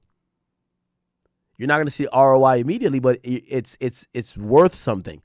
And for the old heads who are complaining that you're seeing a little bit too much Drake, a little bit too much me, get with the times. Or it's okay. I'll see you back at the top of the chart next year. Okay? I'll leave that there. While I'm reacting to a bunch of stuff, I see my man Sneako in the last couple of days. Ever since we had our viral back and forth, I don't think Sneako's taking the loss really well. Okay? This was the conversation, I think. Let me play. I'm going to play the most. All right, here we go. This? Hold on. I just want to get to okay. Individual word. Here we go. Do you see how you're equating this individual word that doesn't have real meaning unless you to the holy book, to the word Every word has meaning, brother. The word of God compared to a word about slavery where slavery doesn't exist anymore. No meaning, you are equating the word of God to a word, to a slur that is outdated. Those two aren't the same. And that's the whole point. And that's the whole point. You cannot have those two things be equal. The word of God is not equivalent to this individual word. Okay, if you say word has no meaning, say fuck Allah right now. Is that what you're saying? No, I'm asking you. I'm asking you to say it because it should have no meaning, right? There's a fucking meaning to it, right? Okay. Clearly. But you wouldn't say that, right? Because there's an do you not see the point that you're making? How are you equating God? Words have meaning, brother. How are you equating God, disrespecting God, the Almighty, something that we have faith in, to something that only has meaning if we attribute meaning to it? God has meaning without us. This hard R word, listen, this word only has the meaning that you give to it. Allah exists without us. What you just told me, you can't disrespect God. Okay, get it, and I agree. But you can disrespect an entire group of people, and your solution to that is that the entire group of people should just not be offended. That word, because you're doing both. Only has whether you say the harder you. Okay, you guys can watch the longer debate if you want. This went super viral. I didn't anticipate it to go viral. Sneako is someone who, you know, I think he's a cool guy. You know, obviously we depart at many ideological, you know, subjects, but I don't see a problem with him. You know, he's going to exist in some space or the other. However, after this went viral, you know, I think he's used to either not debating or not getting this amount of, hey, bro, you got owned. Because he invited me to hop back on with him again, and I did. And I think I gave him 2-0 pretty quickly, you know. Sweep, got him out of the paint. But you know, I've been alerted. This is Sneako. He's been talking, kind of like recapping a lot of stuff in the last few days, and people have told me they're like, "Yo, Sneako kind of comes across like he's salty about that interaction, or he's like sneak dissing." And you know, I get it. You know, again, I'm not enemies with Sneako. Sneako's a cool guy. Like honestly, he is a cool guy. Like you know, we've hung out many times, so I don't want to make it seem like this guy's my enemy. I do want to position something. Actually, before I do, no, let me position it now. I want to position something where you've seen me either debate with Myron Gaines or Sneako, is that I have no problem with both of those men, and I've been friendly with them for a long time. Me being friends with them isn't because of their belief, it's because I think they're cool guys. That's it. You know, like I'm not friends with them because they say certain type of rhetoric. I just think they're cool. That's it. With Sneako, the overall point was this. Brother, I'm usually not the first person to run to defend quote-unquote black people in whatever debate or conversation happening. What I did do is say that this guy Chud the Builder, who has a provoking nature, he's been doing a lot of bullshit. It's not about the sensibilities necessarily to the word, is that we got to denounce this guy and get him out the paint, because what he's doing is starting racial unrest. And I think a lot of people agreed with that. I've seen white people even agree with that. Like, hey, listen, you know what? We're not fighting in the streets right now. You're not calling everybody racist necessarily. This guy's trying to bring back that time. So we should get him out of here or whatever. Sneako comes in and defends that point. And this is where my frustration with Sneako lied. Because, you know, Sneako gets to operate with this, hey, my parents are black, so technically I'm black too. It gets him the pass to say the N-word, right? Yeah, so if he says nigga, no one's going to blink. But the real problem lies when you yourself have these thoughts that is really like you look down on just black people in general. Again, I'm not the person to defend these things normally, but I felt the Chud the Builder thing was just unanimously open and shut, disgusting, and we should get it out of here. Sneako himself, when you hear him describe his opinions, he'll target African Americans and say, well, black people should be a little bit more tolerant or nonviolent. And the reason why I won that debate is that Sneako uses conveniently that he is part black when he wants to jump in our conversations or comment on rap or be around Ye. But if you listen to what he seems most focused with, it's nothing to do with black people. He's focused on Israel and Palestine, places I don't think he's ever been. But that's his focus. And we don't have a problem with that. I don't have a problem with that. And me saying I'm cool with him, I don't have a problem. If that's what your thing is, that's what your thing is. But the problem I have with Sneako is that because you have like 1/8 of black in you, you coming along to try to co-sign Chud the Builder's actions and basically then blame it on the entire race of either being, of not changing the meaning of the word, this and third.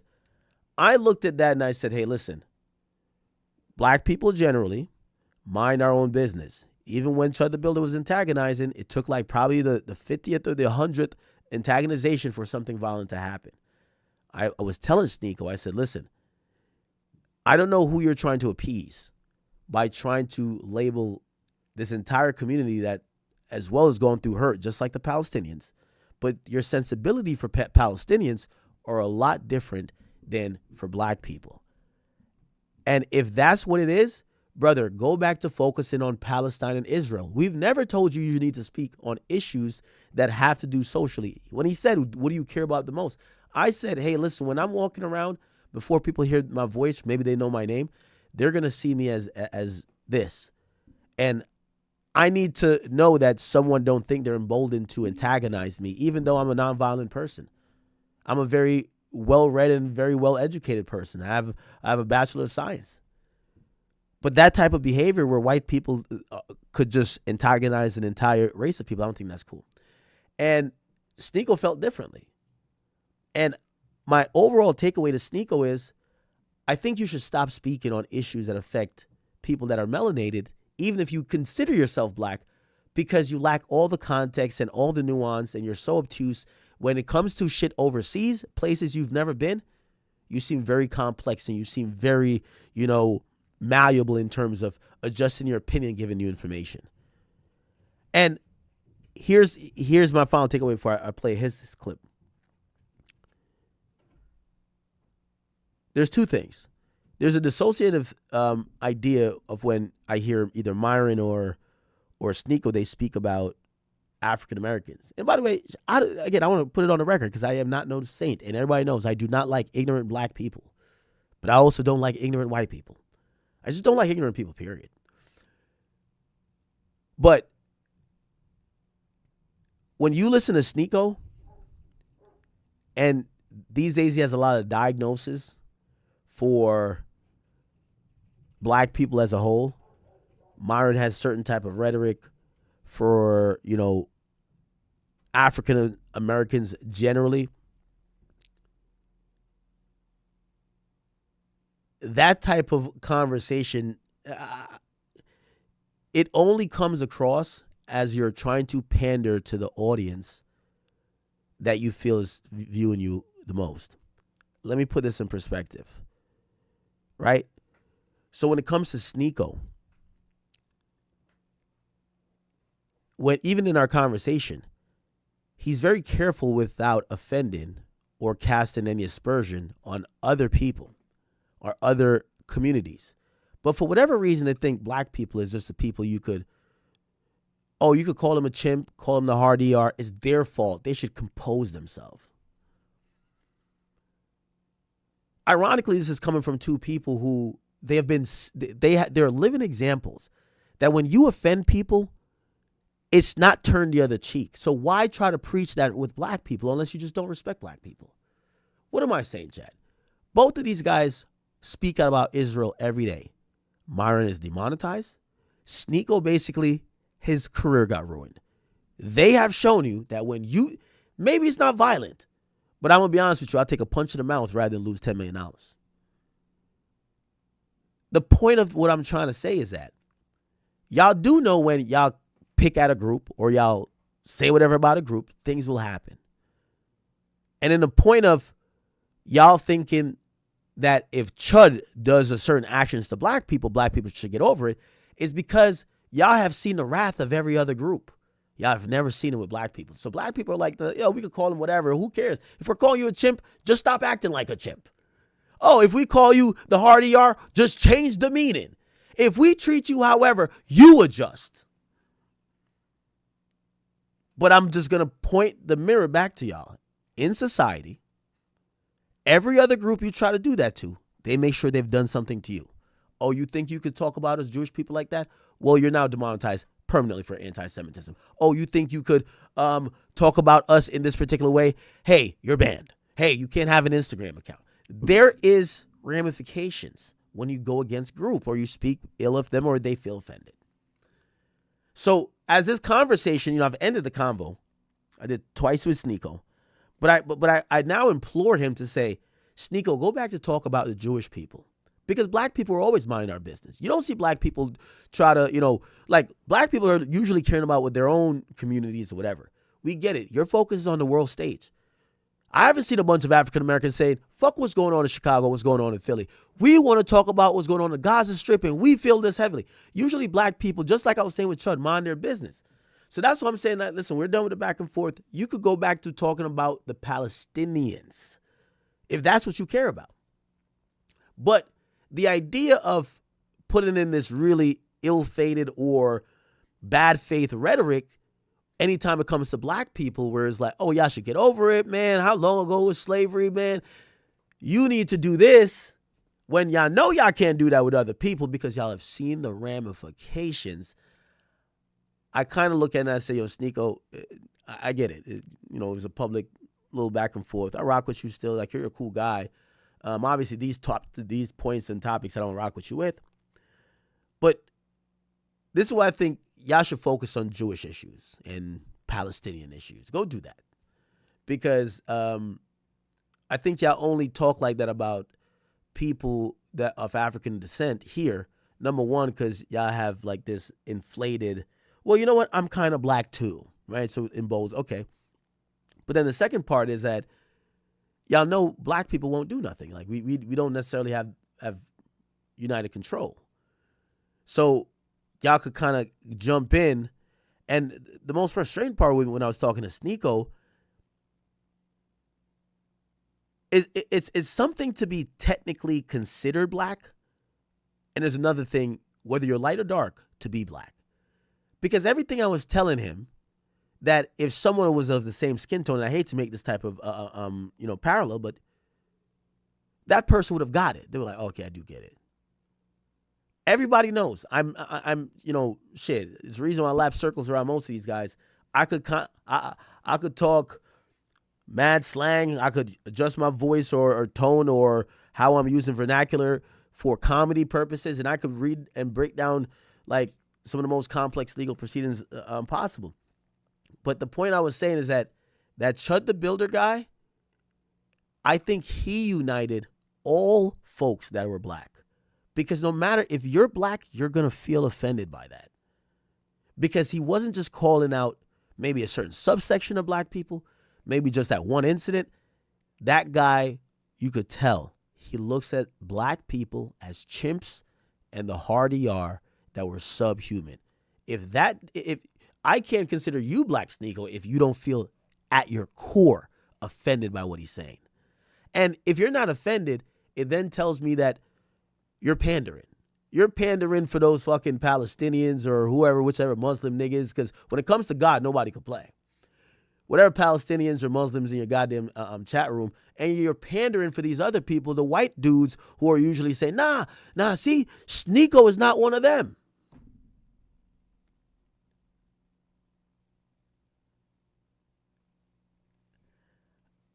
We've seen this before, all right? I'll play you the clip, but it appears Sneako, he's taking the loss a little bit bad. I would say the debate loss, obviously. He reacted. He reacted to let's see if I can find it. Oh, and by the way, just to clear up, because I did say irrelevant commentator. I didn't mean Sneako is irrelevant. All right, let me play this clip now. Outside to this? Yes. Hold on. All right, wait. Hear what I'm saying. Sneako is a fucking irrelevant commentator. Why are they putting his name on a bomb? Okay, and now, Sneako, I will say this. One of your things that I've noticed about you do like playing victim, right? You play victim in this kumbaya thing, which is usually confusing to a lot of people because it's crazy to see you talk about so many things without having any real opinion. Like it's like listening to someone with like no sense of direction and no real opinion, right? Like, let's compare you to Andrew Tate, Nick Fuentes, right? They're kind of in your realm. Even if you disagree with those guys, they're going to tell you at least where they fall and have a definitive opinion. Like, how many times can we get Sneako hopping online saying, nah, man, we should all just come together. Yo, we should just turn the other cheek and not be violent. Of course, in this idealistic world that you've thought of through Islam, that exists, but that doesn't exist. When someone's offended, they fight. When someone feels infringed on, whether it's a country or a state, they're going to go to war. These are real things that happen. So when I watch you, it's kind of like a lot of word salad mixed with like this Gandhi approach of like, we should just kind of pray and get closer to God, and God tells us this. It's amazing. God has told us a lot of things, and then there's been 4,000 wars in the history of time. So, that's one of the things. But I'll explain why I said irrelevant commentary, because I don't think he's irrelevant. In terms of streaming, what I'm saying is that in the real world, all you do is sit behind your keyboard, just like me, and you're talking about Jewish people. You're irrelevant to the fight going on outside. Like, no one is saying, hey, should we send this bomb because of Sneako? They're losing actual people. They're actually in the field. You're at your computer desk, just like me. So when I say you're irrelevant, is that even though you're not there, and that you're not the first thing on the top of their mind, or you're not the biggest threat that could harm or kill them, they still are offended by your words. Even though you're irrelevant to the fight they're fighting at that moment. They use your words, or they take your words, and it offends them so much that even though they can't see you, they can't pull up on you, they would put your name on a bomb. That's what I meant. Okay? All right. And then let me, here we go. Okay. So I seen Sneako. He's commented on the video with the Drake thing. Let's hear him. As I said, I think Sneako's a little bit hurt about it. It's okay. So here's Academics, and I'm only playing this because Academics was making fun of prayer, right? You see, that's another thing, Sneako. Our whole back and forth, with all the respect and salute to everybody in the Muslim community and all the believers of Islam, if you're a Hindu, if you are a Christian. The point of someone like Sneako, he's a bad faith actor when it comes to debate. He comes across as a grifter because he doesn't know how to be a straight shooter and also apply the same standards to things that he might care about. This is why I keep saying I would like for Sneako to stop speaking about black people and black culture, because if you can't see, if you claim you're black yourself and you have zero sensibilities towards black people, their plight and everything else, but you care so much about Palestinians, a place you've never been. You care so much about what's going on in Israel, a place you've never been. You care so much about all these other international affairs, but when it comes to black people, you have like this obtuse look that is kind of like, yo, you know, y'all gotta get over it. Just don't speak about it. So now when you're saying we're making fun of prayer, I'll tell anybody the way to beat Sneako in a debate. Sneako is a man without a country, as many people who are mulatto are. When you look at him, I at first thought he was of Asian descent. Some people thought, oh, okay, he's something but black. Some people might think he's Puerto Rican. Some people might say, oh, no, he's one of those people. He's not easily identified by his ethnicity. So what happens is because he lacks that identity, he tries to gravitate to whichever one is giving him the most amount of respect at the time or helps his cause. Here's the thing. When it comes to now him shitting on black people, he is kind of emboldened by the fact that they're saying, well, it's a part black guy saying it. So that's what I'm saying. Like, hey, listen, if you got no sensibilities to it, just stop covering it. But to address his point, when he said I was making fun of prayer, the way to beat Sneako in every debate, equate what he's trying to preach on you to what he cares about. He cares nothing about nothing else but Muslim shit and goddamn Israel and Palestine. So you keep him there. So if he says, hey, Ak, if somebody just slaps you, you should do nothing. God says this. You bring up something that's sacred to him. That's the only way to get at niggas like Sneako. Because even what they do is kind of like fake religion, because they act like Allah only give a fuck about the Gaza Strip in Israel. When you could have zero humanity, you don't care nothing about black people over here. But over there, you care about everything that's going over there. You got to remind them. So any conversation with me and Sneako, I will never not stop talking about his religion. It's the only thing he cares about. The dude was shocked that I said that I cared about black people, and not even on some I'm here, we gonna be all right shit. Nigga, I'm black. That when people first see me, that's the first thing that jumps up off the page. So I'm telling you, no one's making fun of prayer, but it's the only thing he cares about. So you gotta consistently show him through analogies or flipping the script on him. Well, if you think these things aren't offensive, what about if it's done within the confines of your religion? And you'll see him start stuttering and he'll start glitching out. That's why he lost the debate. Sneako is in a place now, he's trying to appease to, his audience is primarily Muslim. So he's trying to be seen as this good Muslim guy. Now, maybe it's sincere. I don't want to necessarily say it's not sincere or not.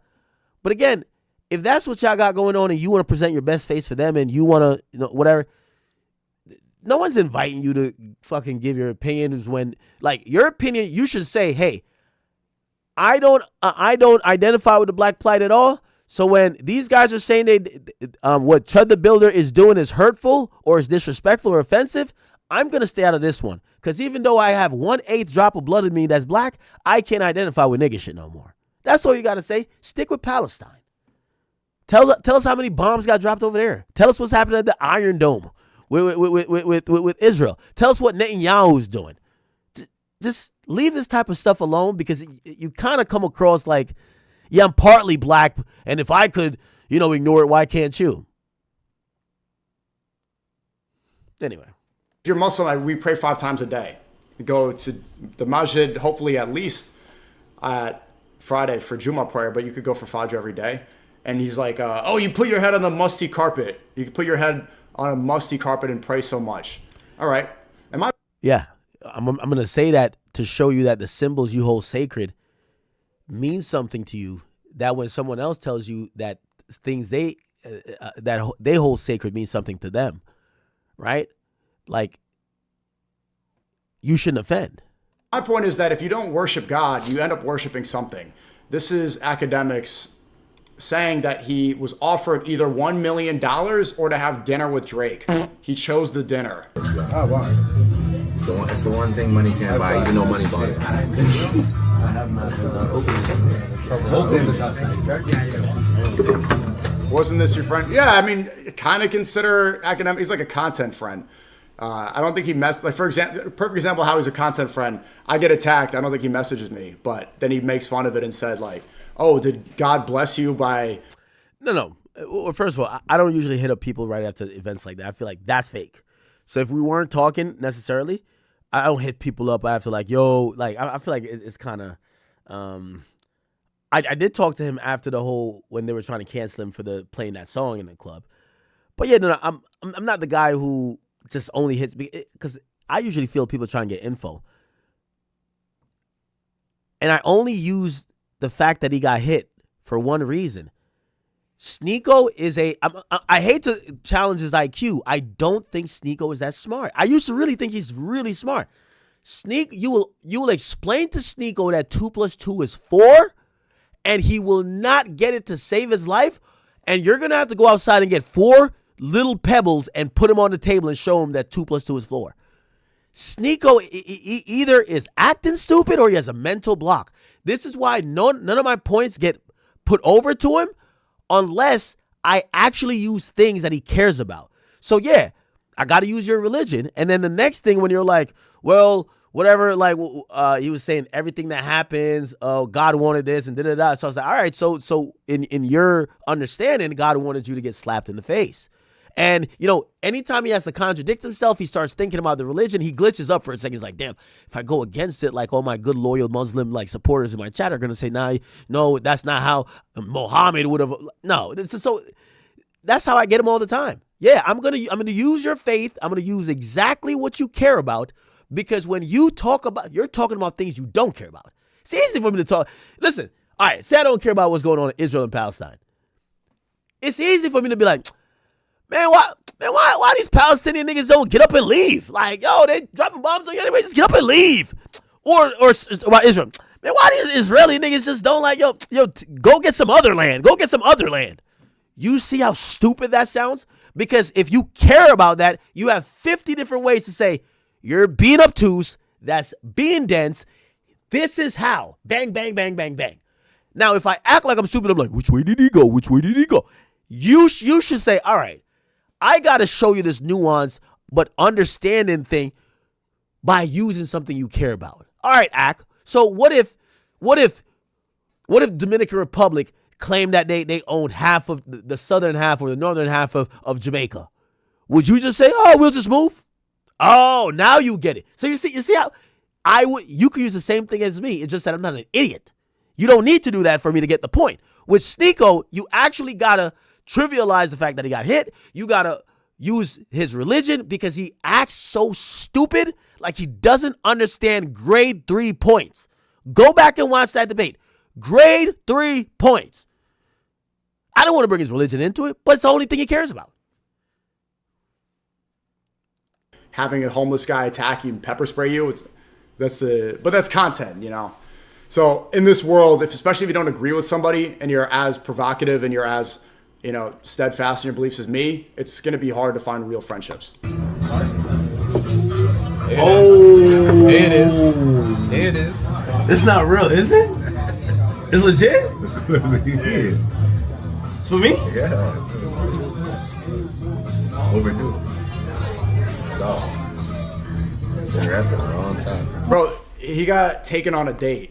This is a date, bro. You should have taken the $1 million. And if you care about black issues first, you should have taken that $1 million and donated it to BLM. But he wanted to go on a... See? And this is why I said Sneako's butthurt. Because Sneako didn't end favorably on that debate. Now he is searching for any piece of content that he can to try to say, why don't you take your money? You see, this one said also, I really think Sneako is smart, but I don't know if he's playing dumb or maybe his IQ has reduced a little bit over time. In the same debate with him and even with Myron, I both said I don't like BLM. I didn't think BLM was, I knew there was probably some corruption going on early on. The way how they co-opted the whole movement that was supposed to be for black people, but then it turned into this business that felt like it was a little bit predatorial. I said that from the jump, but you know what Sneako says? He ignores the fact that I've said that. You know what he says? Well, why don't you donate your money to what's going on with black people? As if that the only reason why I engage with him is because I'm some super defender of black people on every issue. I'm not the person that would be the first to the aisle or even on most of these stuff.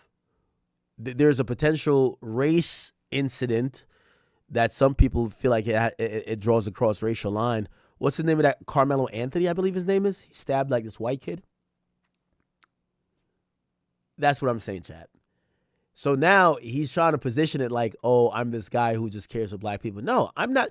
I'm not Tariq Nasheed. I'm not one of those guys. And by the way, the funny thing is, this made the space that Sneako looks weird, that Sneako operation look crazy, because if anybody in the black community you would have thought to dismantle his thoughts, it would not be me. Because number one, I'm just not a guy who's like super social issues, and number two, I'm not like a Dr. Umar, Tariq Nasheed, Dr. Boyce Watkins. I'm not them. Just not them. I'm not even Lamont Hill when it comes to those particular issues. And he still got annihilated by me. So now he's trying to like put it like, oh man, Axe should donate to BLM. And that's never been my steez. Also, secondly, I see my man Trainwreck. He just won $27 million. You're not going to have the same opinion that he need to donate towards some white people organization. So I've never thought that black people should just be donating into whatever. So, but Sneako here is coping. And I think you guys caused it, not my audience, but the internet caused it because he kind of came out of that debate looking foolish. A date with Drake. This is incredible. Right after he's saying that, like, yeah, he would drive down the street and every light would turn green when Drake showed up. Someone said Drake cracked. Like, this is how you take a bitch out. This is, dude, it gets to a point, and I'm showing this to explain to you people, look, you might make fun of Muslims because we pray, because we worship God. Sneako is trying to change the goalposts here, people. He's now trying to say, oh, we're trying to make fun of Muslims. I've explained this twice already. Sneako, this is why you, and I think even Myron, you guys are not white. You will never be white. White people don't like you neither. The point of why I spoke up against Chud is because if Chud's seen a black person walking down that street that is minding their own fucking business, like 99% of black people normally do, whether he's me, whether it's Myron, whether it's even you, motherfucker, he's going to say racial shit to spark some anger. He's going to bring up the fact that he clearly believes he's better than you. And it's not because of, oh, you have bad behavior, you don't have emotional intelligence. And when I see someone that's that antagonistic, yes, I usually don't even care to speak on these issues, but even I felt I had to speak on it. So when I speak on it, and then I see you two coming back and y'all are basically saying, what's wrong with Chud? He can do what he wants. Actually, he's proven the point. What point? What point is he proving? Because at some point, y'all disassociative mentality is kind of acting like if you were in Nashville and he's seen you, it wouldn't happen to you. Or that it deserves to happen to you, which I'm sorry, I'm just going to depart from that type of thinking. So again, let's not try to bring it, Sneako, and I'll explain the grifter thing because you've been called that before. You're trying to change the arguments like we were arguing about Islam. Brother, I use Islam as an analogy because that's the only thing you care about. And my takeaway is just stay out of black people shit because you don't see black people on the front line, like all the black people online like, nah, let's go over the Palestine, Gaza Strip, and what is Israel do? You know why? Because we got a lot of problems here. So black people usually mind their own motherfucking business. If you care about only that type of stuff in Islam, well, nigga, go talk about. There's a lot of there's a terrorist attack on an Islamic place of worship. There's a lot of news happening with Islam, not only in Israel or not Israel, but like Palestine and that region in the Middle East. It's happening all over the world. Go talk about that. But when you come talk about like black people stuff and you're acting like black people is like just these, it comes across like Chud the Builder is emboldened what you think. Because you said what he's doing is amusing. It's not. I'm telling you. And from the bottom of my heart, if y'all really want it, like, I'm not this guy who does a lot of like race content. I do hip hop. But when every time I've watched a clip of this Chud the Builder guy disrespect anybody of color, it deeply offends me. Because I know it's a mentality that is not for the person he's speaking with. It's for anybody who shares that skin color. And I'm deeply offended by that. So you could go keep talking about what the bombs in Strait of Hormuz or whatever that's happening overseas. That type of shit offends me, and I'm gonna use my platform to at least make sure a nigga like Chud, we gonna make sure he have a, you know, he gonna have a good time thinking he gonna troll us. And again, at the end of the day, the worst that's happened to him is getting punched in the eye, and like a couple, you know, people with platforms kind of like highlighting it like he's a piece of shit. Why did you? And that's the confusing part. Why does Sneako feel like he has to come to the defense of this guy? Brother, you're not white. What do you think? Like, let me tell you this. At the end of the day, in whatever plight y'all got going on,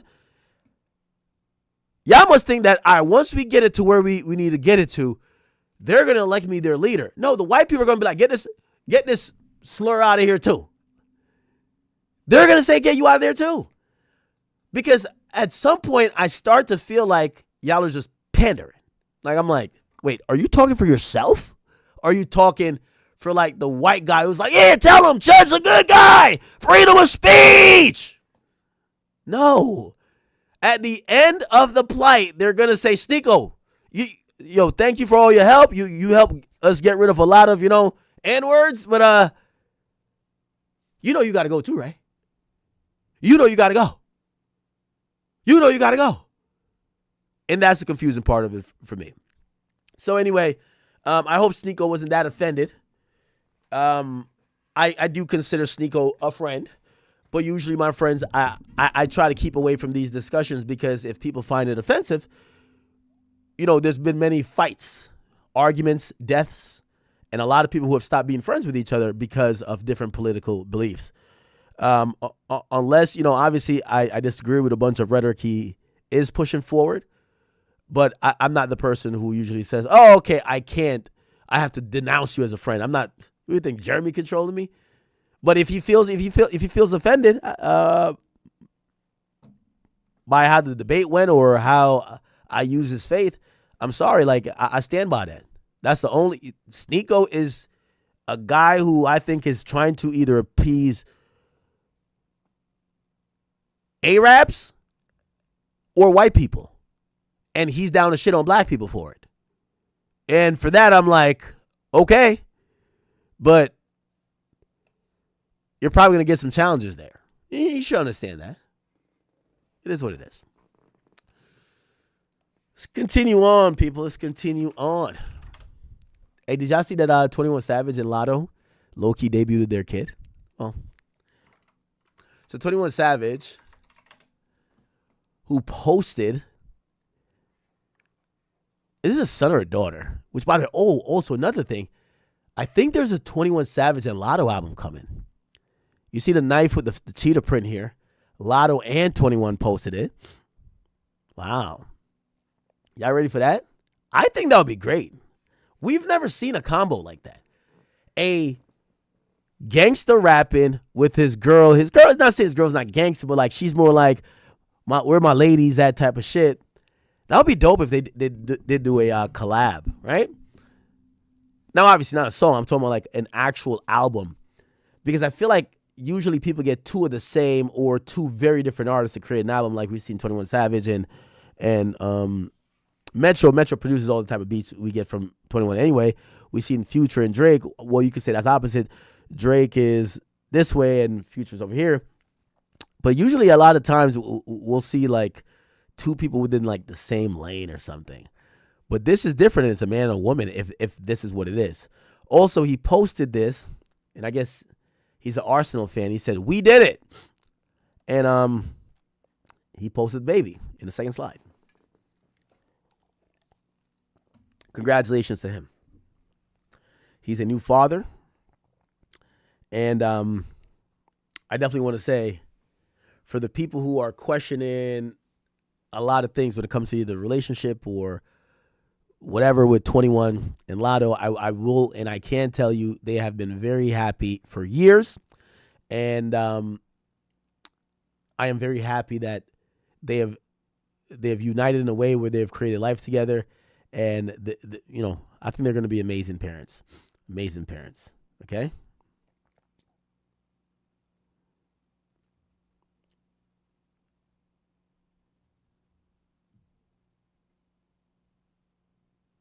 Yeah. Look at the baby. I like it.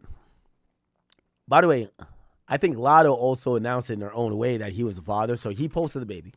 Then they also posted a joint thing. And then here we go. Lotto Instagram. So with Lotto's Instagram, she posted, hey, is this it? Oh, never mind. Maybe she's announced it singles then, because she just posted this. And she said Mariah the Scientist. Oh, so it's probably singles. Didn't Young Thug do this where he did like joint posts with everybody on the album? But in one of the things I seen her post, she posted like 21 or something like that. When did she? No, it's not this.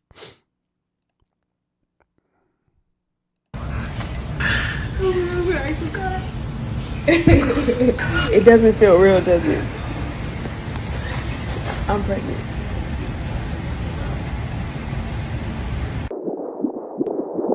Oh, wow.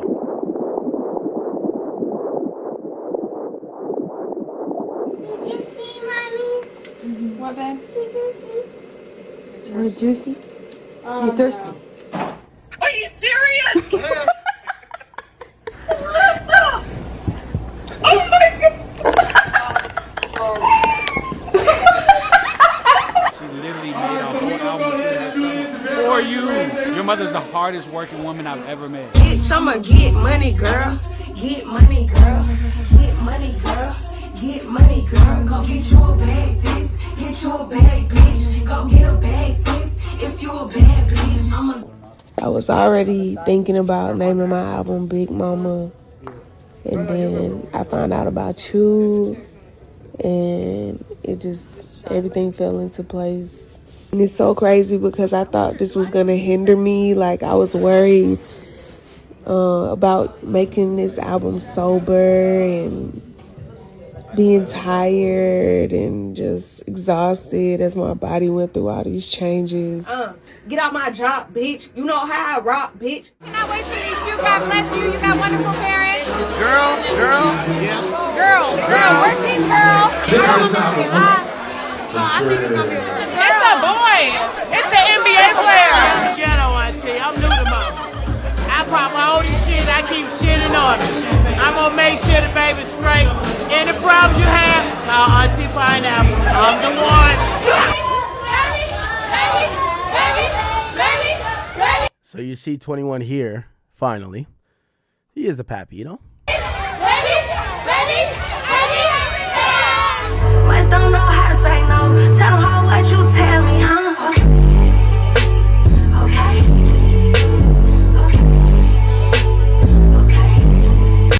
Oh, she's in Jamaica 29 weeks. Yeah, look in my eyes when you slide it in. Fuck it, we back on that time again. Fuck all them bitches be mine again. I need you right by my side again.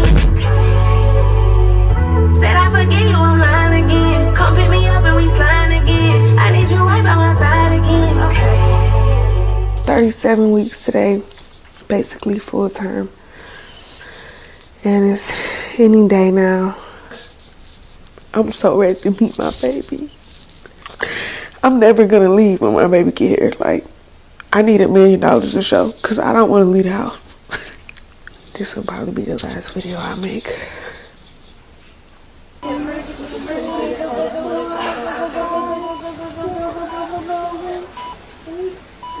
Congratulations to her. And 21 Savage. So, they're having a kid. I believe at some point the answers to the questions that people have about Lotto and 21 will be answered. I think people are now being like, they're poking around and saying shit because they just want drama. There's not much drama there. Right? There's not much drama there. I'll say that. Okay. Really quickly, we got to get to Alicia Andrews. If you don't know who that is, Alicia Andrews was 1/5 of the charged individuals for the death of Julio Foolio. She's accused of basically giving up the drop. And she's accused of giving up the drop on Julio Foolio that led to him dying. Now, she was actually very lucky. Her lawyers argued for a separate trial. And she used a litany of excuses. First, she was like, "Oh, I'm pregnant, so like I might have to go to term during the trial. Could I get a separate trial?" But ultimately, she was actually her charges pretty much damn near got downgraded to manslaughter, right? And the reason why is that the state couldn't really do an effective job of proving that she was knowledgeable within the plan, because remember, it's basically conspiracy murder. Conspiracy means you knew the plan and you were part of it. She was able to say, "Hey, I'm just this dimwit girl that was following her boyfriend. I didn't know they were going to murder someone." So she escaped life in prison. Now, manslaughter carries a varying degree of ranges, but the one that she was found guilty on actually was, the max was 15 years. Check this out. The air tonight. Within the last hour, a jury in Tampa found Alicia Andrews guilty of manslaughter in the deadly shooting of Jacksonville rapper Julio Foolio. The jury reached the verdict after spending hours deliberating tonight. 10 Tampa Bay News reporter Chris Hurst is live at the Hillsborough County Courthouse tonight. And Chris, the jury handed down the lesser charge. Yeah, that's right, Dave. Alicia Andrews had been charged with first-degree murder, but the jury had the option of convicting her of a lesser offense still related to the homicide of Julio Foolio. They did that, convicting her of manslaughter, finding her not guilty of conspiracy to kill Julio Foolio. The verdict was announced at about 10:30, so just about a half an hour. So remember, conspiracy, she had to know it. She had to be a part of the plan, and she was able to convince the jury, saying her boyfriend was abusive to her. He would cheat on her and, at times grab her phone, take her phone. She didn't know what he was doing. And she just wanted to be with him because she was madly in love. They actually bought that theory that, maybe she wasn't in on it on a conspiracy level, but they do believe her actions of moving around with him ended up being part of the reason why Julio Foolio died. Ago. The jury deliberated for about 4 hours. The judge asked them around the 10 o'clock hour, do you want to stay and keep going, or maybe come back someday next week and continue deliberations? They all said they wanted to go back, get this figured out, get this finished, and we do have this verdict in the first of what will be many cases in the murder of Julio Foolio. It comes after Alicia Andrews testified this morning. There were closing arguments this afternoon. Now, during closing arguments, prosecutors told the jury Andrews helped plan the trip from Jacksonville to Tampa with her co-defendants, and she helped them stalk and hunt down Julio Foolio. They also pointed to her interview with police, saying she lied and covered for her boyfriend, one of the accused. By the way, the jury decided to give her manslaughter instead of conspiracy to murder, despite the fact that even after being incarcerated, she was still talking to her boyfriend. She got on the stand and clarified that, hey, the only reason why I still talk to him is that, he has a control over me, or I'm in fear of him, so when he wants something, I'll do it. And they're like, but if he's locked up and you're locked up, like, why do you have to do something? They're like, well, he would send people to threaten to beat me up. So she got to use a woman card big time. It was seen and understood that she was in fear of this guy, and she had to go by his demands, and it made it to believe that she only went to Tampa to commit this murder because of him. Accused gunman. The defense contended she had no idea about the plan, and Andrews testified she was, and still is, scared of her boyfriend and the ongoing gang war at the root of the murder. In the end, the jury made its decision. We, the jury, find as follows as to count 1. The defendant is guilty of manslaughter, a lesser included offense. Okay, so she was found guilty for that. Now, she got sentenced in a really quick sentencing hearing, but I got to tell you the drama before she gets here. So she gets found guilty for manslaughter, right? And let me see. Max penalty for manslaughter in Florida. Let me see what degree. Okay. So the standard manslaughter penalties it's 15 years is the max, and $15,000 in fines. The standard is usually getting about 9 to 10 years. So usually getting about 10 years, and they're saying with a firearm, if there's a firearm there, usually they give you like 12 years. But usually people don't get the max.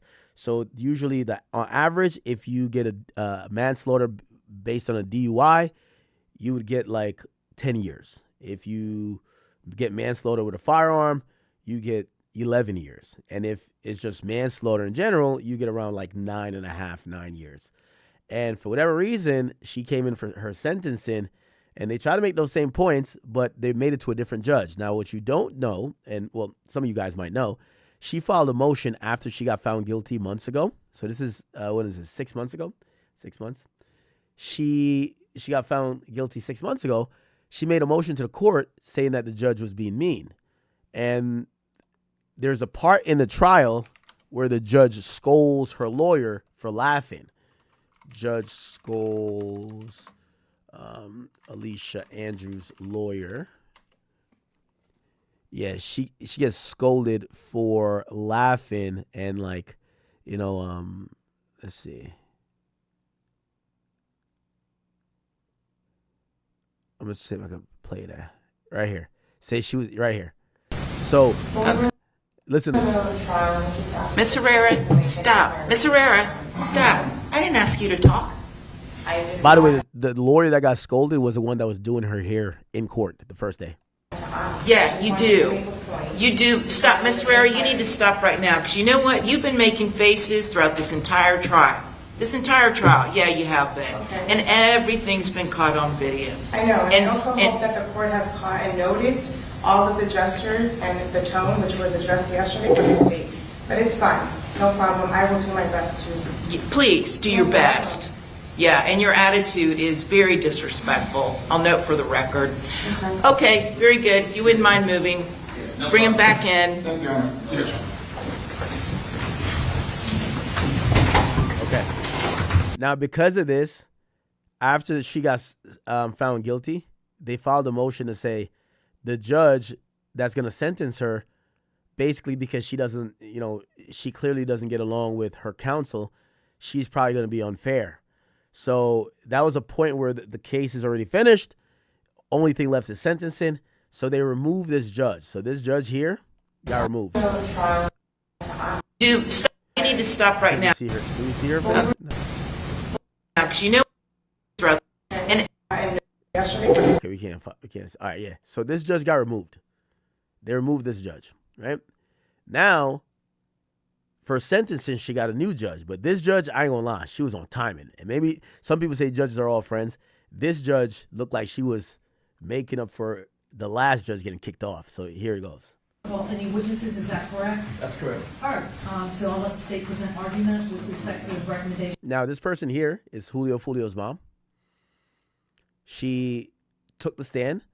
She gave testimony and spoke about her son and how devastated it's been since the murder of her son.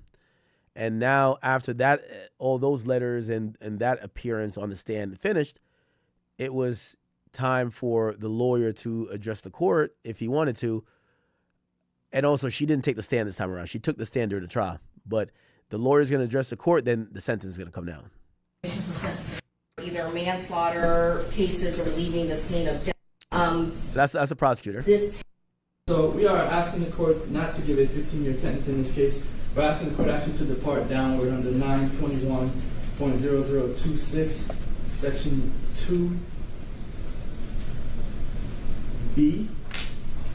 Judge, in that section specifically states the defendant was an accomplice to the offense and was a relatively minor participant in the criminal conduct.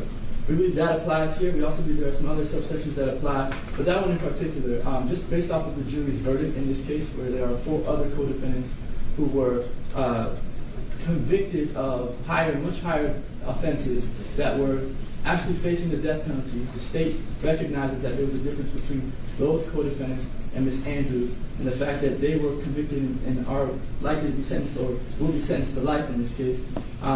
Ms. Andrews' goal, after having read all the transcripts and gone through the trial, is very much minor when compared to those co-defendants in this case.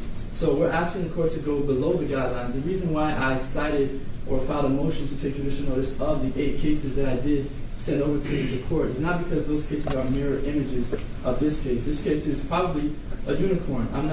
Based off of the motions that we filed, right, the motions for new trial and the motions for reconsideration, Judge, we obviously believe that the facts of this case don't amount to a manslaughter charge. There was no manslaughter here at all in this case. And that was argued out in the motions, and so I won't go over that. But this case, to find another case that's exactly like it, was not really our intent, but we don't know that would actually ferret out. But that's not really our intent. The intent of filing the motion to take judicial notice of these 8 cases is to see a range of different sentences for people who've been convicted of either manslaughter or some sort of act that resulted in a death that wasn't an intentional act. And so all of those cases, if we go down the list, right, state Florida versus Vandal Stedman, that individual received 7 years in the Department of Corrections, followed by 8 years of probation. He scored Okay, he's going to speak for a while, and then he's going to throw it to the judge in a second.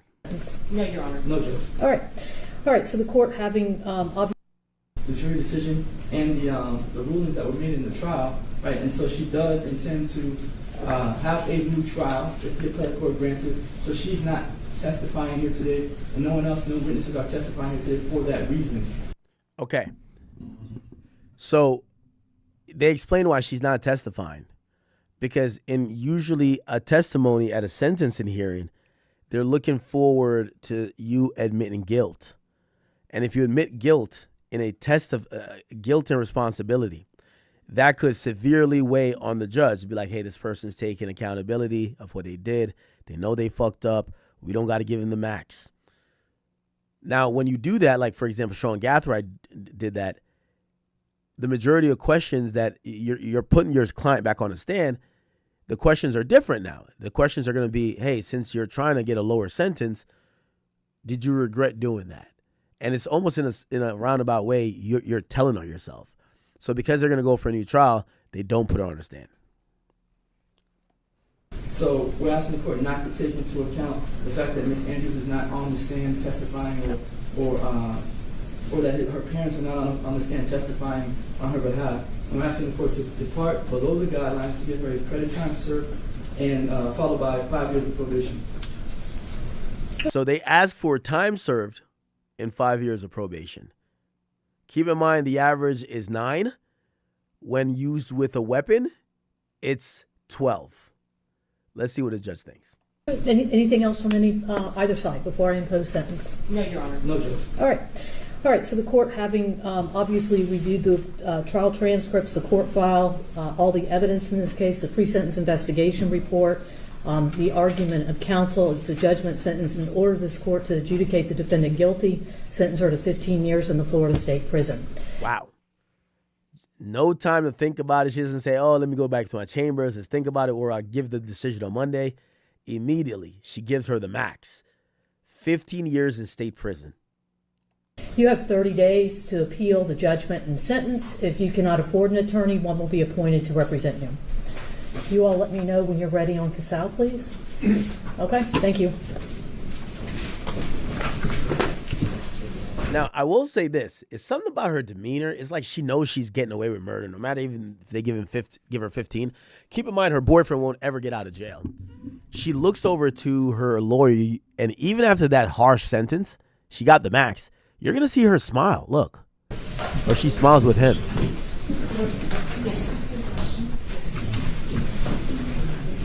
Look. See?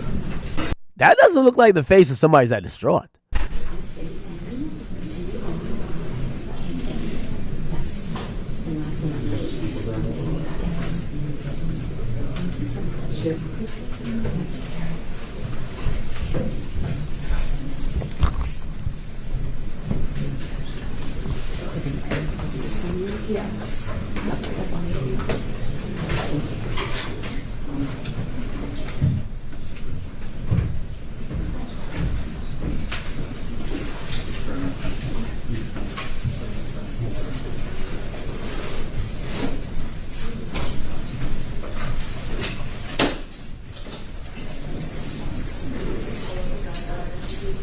Just like that.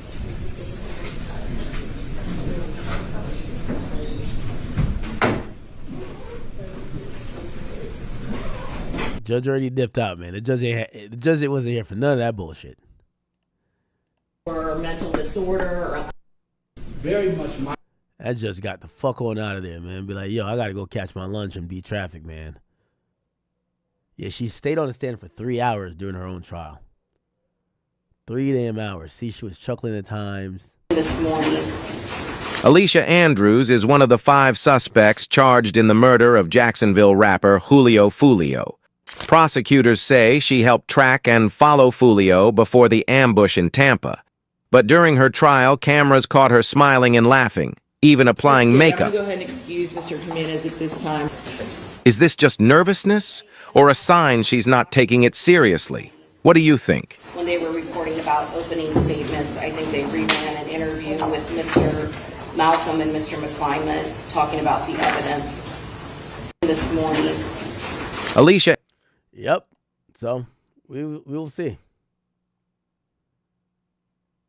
Did you guys want to see a little bit of what the mom said? This is what the mom has said. Julio Foolio's mom.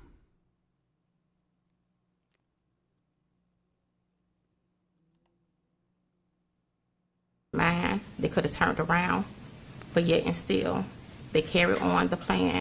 They had people not participated in carrying out this plan.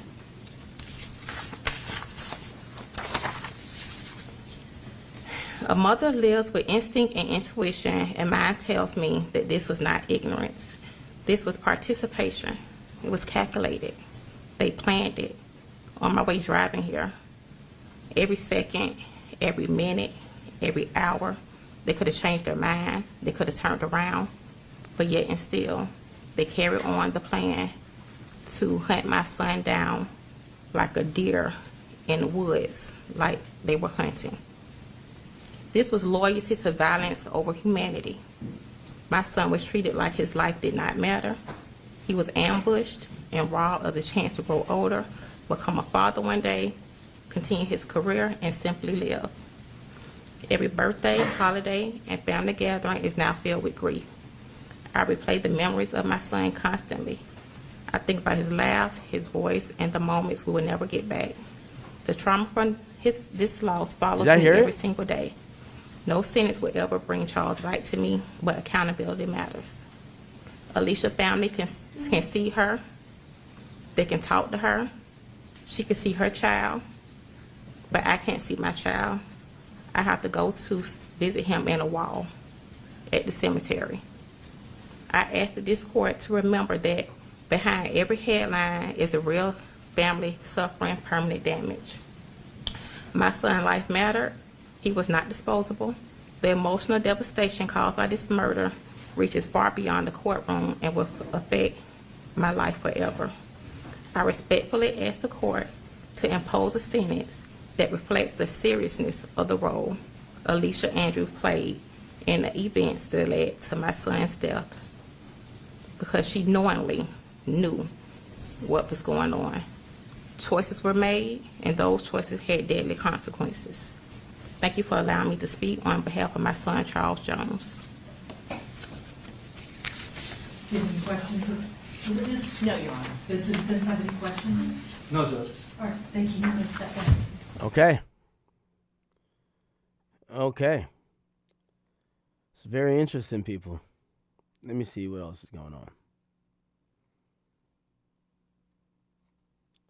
So another day in another Floyd Mayweather lawsuit. So people have been trying to figure out what's the status of Floyd Mayweather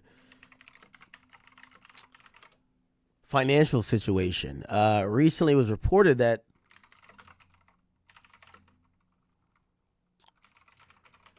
he was ordered by a judge recently to pay child support and back child support, $1 million in back child support and $33,000 a month for a child that he supposedly fathered with a woman that worked at his strip club. So he has a strip club that there was a dancer there. He sleeps with her. She gets pregnant. I guess maybe he didn't believe her or didn't want to do the DNA test. She tried to tell him for years, this is your baby. He would not, step up to the plate. After a paternity test, the courts determined it was his baby and also has put him on child support where he has to pay $1 million in back child support and then $30,000 a month. Now, this comes among a lot of people wondering what's his financial situation. The thing with Floyd is not that did he make a lot of money. A lot of people actually anticipate that he made up to $1 billion throughout fights and all these other ventures. However, they're saying that his lifestyle in terms of spending has been one that has been so wild over years that you could tell why he's in situations now. So essentially, he made $1 billion and probably spent $1.2 billion, right? So you're going to be in debt. Along with that came a new lawsuit, and this has popped out where he's suing someone. And if you don't know about the last lawsuit he filed about people suing or him suing someone, is that he claimed that Al Heyman and them stole money from him, or these, I don't know if it was Showtime. Basically, some middleman stole money from him. And now he's coming back around with another lawsuit talking about how he has been finessed yet again. And he's saying the money that he had, it's going to, let me see. He said it was scammed out of $175 million. Can I find a topic on it? 175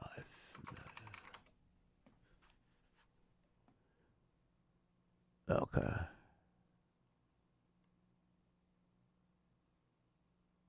All right. Maybe we just pull up should we just pull up the lawsuit ourselves? Right, we should do, right?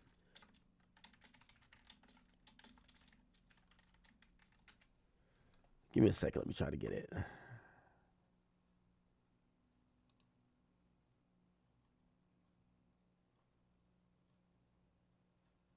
Okay, we do have it here.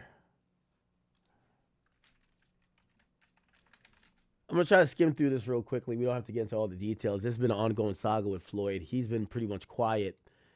Haven't said much. We've seen him on his private plane at times. We've seen fight announcements popping up left and right, but we really don't know what's going on with Floyd. Let me pull up. We got Myron. Myron, what's good? Hey, what up, bro? What up? I'm on stream, by the way. Okay, I was just gonna say, did you see the new info? With new info. The just text it to you since you're on stream? The Chud stuff? No, do you want me to text it to you while you're on stream? Yeah. But is it the Chud stuff or no? Yeah, for the Chud stuff. Oh yeah, no, I seen some updates about it, especially the bail hearing. The bail hearing. I don't know if you're streaming. If you want to get on, we could talk about that. I actually think it helps my case. But text me whatever you have. Maybe I think different. Yeah, it's up to you, bro. If you want me to hop on, I can hop on real quick. If you want me to just text it to you. Yeah, text it to me and let's hop on like 20 minutes. I'm gonna finish up with the topic. No worries. All right, cool. No worries, brother. Be safe. Bye. All right, so Chud did go in a bail hearing. We'll get to that in a second, but let's get through this Floyd Mayweather thing. This is like really important, right? Well, not really important. Everything is pointing to a possibility of Floyd filing for bankruptcy due to him being insolvent, like just not being able to pay his bills, and there's just not enough liquid money there to kind of shell out to whoever needs payment. Okay, so here we go. Let's read why he's suing. Again, remember, this is going to be the second lawsuit where he's damn near almost suing for like $500 million. It says this action arises from multi-year fraudulent scheme orchestrated by the defendant. By the defendant, John Rennis, with the assistance and participation of A.L. Frist and First Apex Ventures and Alexander Selizgan. Now, let me explain it in layman's terms. He's basically saying that his money was misappropriated, and he's claiming these people did it. All right, so they were supposed to misappropriate and diverse no less than $175 million of the plaintiff's cash, real estate, equity, aircraft, jewelry, and contractual income streams. Here's some more about it. Beginning in 2017, he cultivated his confidence. By 2024, he assumed the de facto role of the personal investment manager and a real estate advisor and banking liaison. He used that position of trust to redirect Mayweather's funds into an account and entities that him and his confederates controlled. Mayweather did not know at the time he first reposed trust in, first time he put trust in Renitz, that in 2016, Renitz had pled guilty in United States District Court for the Southern District of New York to honest services wire fraud conspiracy in violation. Also, that Renitz had cooperated with the United States attorney, or that he had been a subject of significant civil litigation. Separate and apart from his federal felony conviction, a civil judgment in excess of $17 million was entered against them. It was in Superior Court in Los Angeles, and it's currently being ironed. Where is the money? I'm going to go down to factual allegations. Okay, Mayweather is a 5-division boxing champ. Got that? So in 2017, he was introduced to him. Over the following years, he represented himself as a sophisticated real estate investor and cultivated a personal business relationship with Mayweather. Now, this is already going to make a little bit of sense because it's seeming like this is a guy who may have had Mayweather thinking that he bought like some big-ass building in New York City, which he talked about. I don't know if you guys remember this. Do you remember Floyd announces real estate deal? It was like for $400 million. I remember that. Let me see.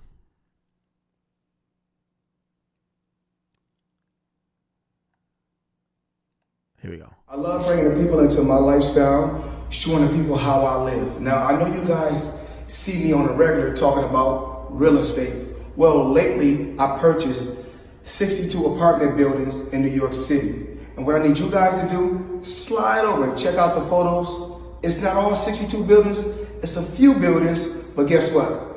All the buildings belong to me. I don't have no partners. And all the retail down low on my buildings all belong to me. Guess what? You can do the same. It's all about making power moves.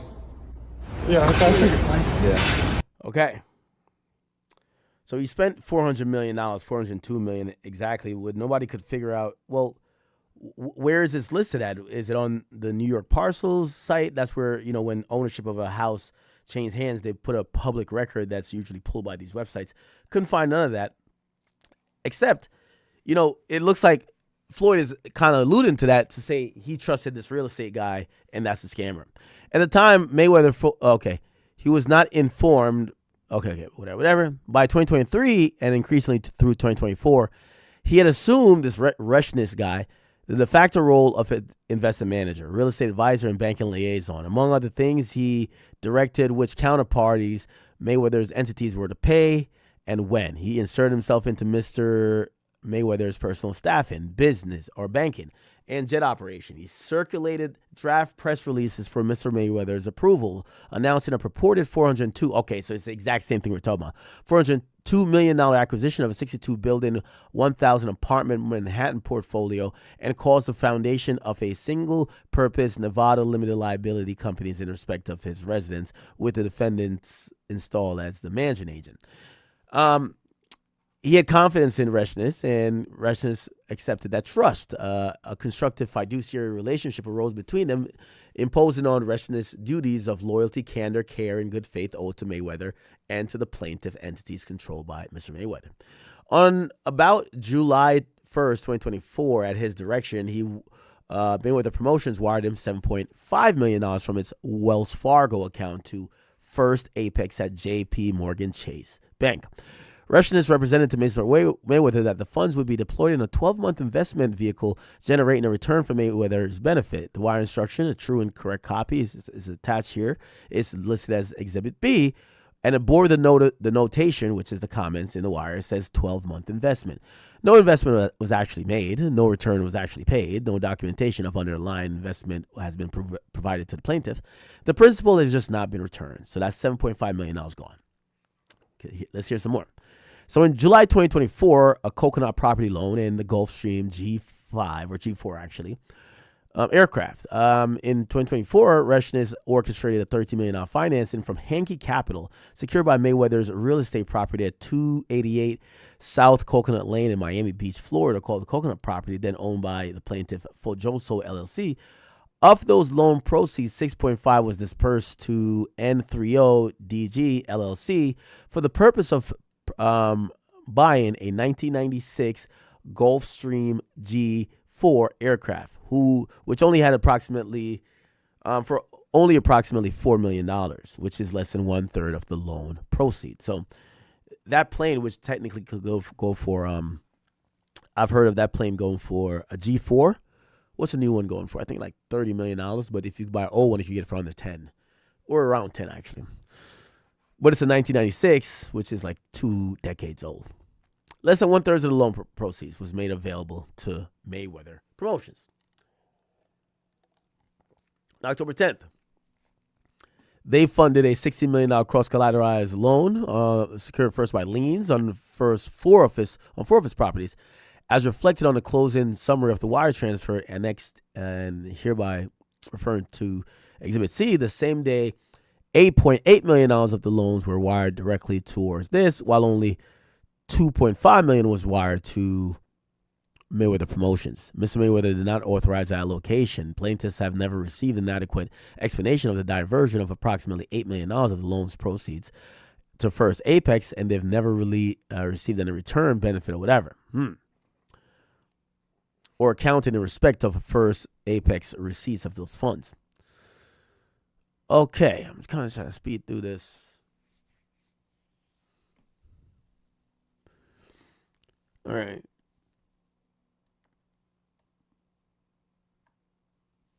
All right. On November 6, 2024, at Reshna's direction, Mr. Mayweather executed by DocuSign distribution proceeds letter corrected, which addressed to New Amsterdam concerning 3 VADA properties and entities. And a true and correct copy is in here is Exhibit D. The letter directed that 80% of distributions to be paid to Mayweather Promotions and 20% to be paid to Frist Apex Ventures. The defendant, Frist, signed the letter as manager. So I guess he's saying that these guys were having him sign things where money was getting allocated to them, but he didn't necessarily agree with. Frist held no such office in that fact. Frist's signature as manager was misrepresentation of the office made to induce Mr. Mayweather and counterparties to treat Frist as authorized when he was not. On December 23rd, 5 executed counterparts of the binding purchase letter of intent with respect to 1196 6th Ave, New York, were circulated and signed by DocuSign, each bearing Mr. Mayweather's signature as purchased on behalf of VADA properties. True and correct copies are listed below. Each counterpart reflected the purchase price of $27,000,000 and a $50,000 wire upon signing the letter, and $1 million non-refunded deposit upon signing the sales contract. The 5 counterparts bear 5 different seller signatures: Joe Gelbert, Meg Kaplan, Ronald Kaplan, Lisa Kaplan Gordon, and Beth Bogner. No part of the contemplated transaction was completely for Mayweather's benefit. Once again, they're doing business behind his back, or seemingly behind his back. On or about January 10th, $1 million deposit was paid on or about the behalf of Mayweather in connection with the proposed acquisition of 11 6th Ave, which was diverted at his direction to be paid to Pristine Jewelers in New York. The proposed acquisition did not close. The funds were never returned.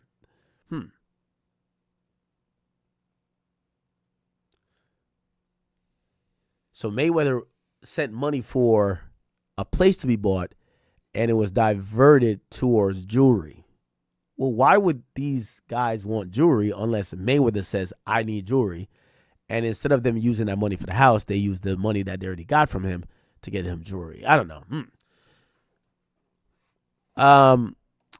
A letter was issued to the announcing the property will be sold to an entity controlled by Floyd. Okay. All right. So it looked like they did give some notice to those tenants of those buildings that Floyd was going to become the new owner. That's never closed.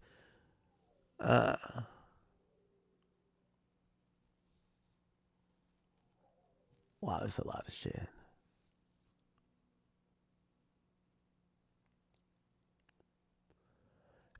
On November, Mayweather executed a bill of sale on an aircraft. So he sold his aircraft. So we're kind of figuring out some stuff about his financial status Floyd Mayweather has sold his aircraft. We can just type in Floyd Mayweather jet, and we'll see his aircraft. But he's going to continue to set the boat broke for the past 20 years now, and it hasn't.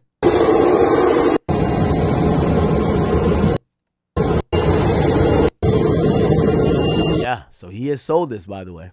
He sold it in 2025. The block for the purchaser was left blank, and the stated consideration was $1 and OVC. Mayweather does not know who acquired the craft, and he received no accounting of the proceeds. On information believed the proceeds were applied to a Bugatti-related obligation and otherwise diverted to First Apex. Huh? So they're saying that they used the jet as collateral. They gave the jet away for free, $1 in OVC, and they're saying that the money from the sale was used to cover some shit with a Bugatti. But Mayweather said that he didn't do that. Unless maybe he didn't know that, bro, they used your money to pay for the Bugatti. Bugatti Floyd Mayweather.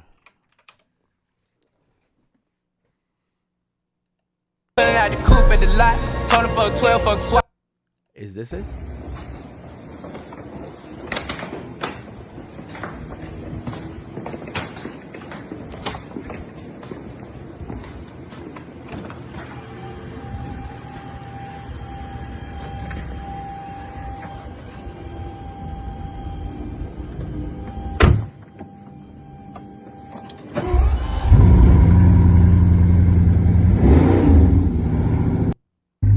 Him. So it's kind of odd because he's saying I didn't authorize these things, but it looks like the money always got diverted to pay your debts, because who else would have a Bugatti? January 1st, 2026, so we're talking about this current year. There's an email caption distribution for Upper Manhattan portfolio. The receipts was this and third. Okay.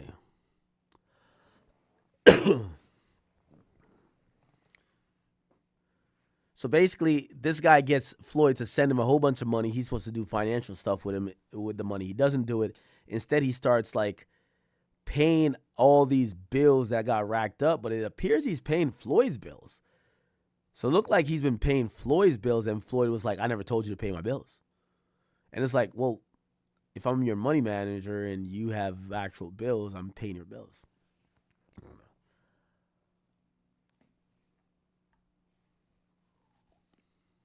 Yeah. Okay.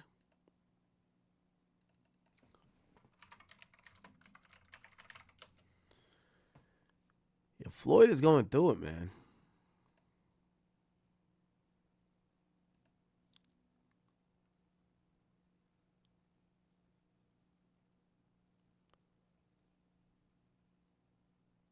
Huh. Mayweather has reportedly filed a massive lawsuit claiming he was scammed out of $175 million. Following the shocking news, 50 Cent quickly reacted on social media with his own response. 50 wrote, "Hey champ, call my phone. We will get that back right quick. It's a good thing you bought all them buildings in NY." According to reports, Mayweather is currently dealing with multiple legal issues. In one case, he was reportedly ordered to pay nearly $1 million in back child support after being legally declared the father of a 4-year-old girl. At the same time, TMZ reports that Floyd has filed a separate lawsuit against a former close associate, accusing him of running a years-long fraud scheme. The lawsuit claims millions of dollars. Wow.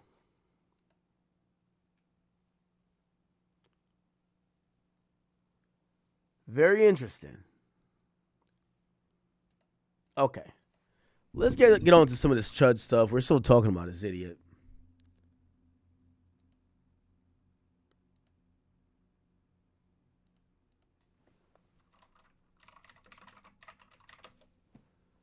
Let's get to it.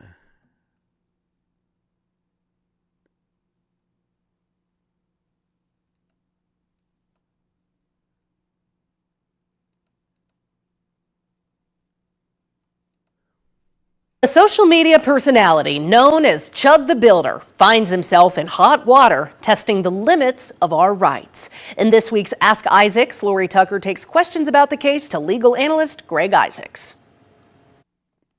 Greg, thank you for joining us. Lori, it's good to be here. We are in the newsroom. It looks a little different right now. This is normally where we do our live stream every Wednesday at 1:30, and we decided to keep it in the past and the trouble that he is in right now when it comes to attempted murder charges.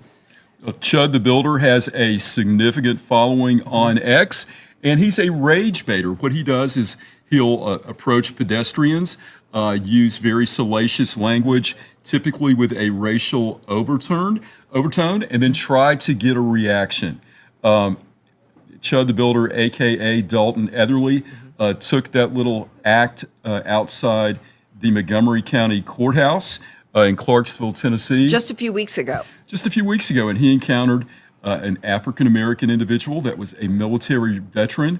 They were engaging in... And his bond is set at $1.25 million. Why such a high bond? Well, because, one of the main factors in a bond is to reasonably assure someone's appearance, but also to ensure the safety of the community. And one thing that the judge... Okay, so let me get... So anybody on that... He's been locked up. Let's get to some of what was revealed in court, because there's a lot of conversation about what happened in court. What's the actual details? Does he have a case to beat it? I'll save you the suspense by saying his bond of $1.25 million got reduced to $1 million.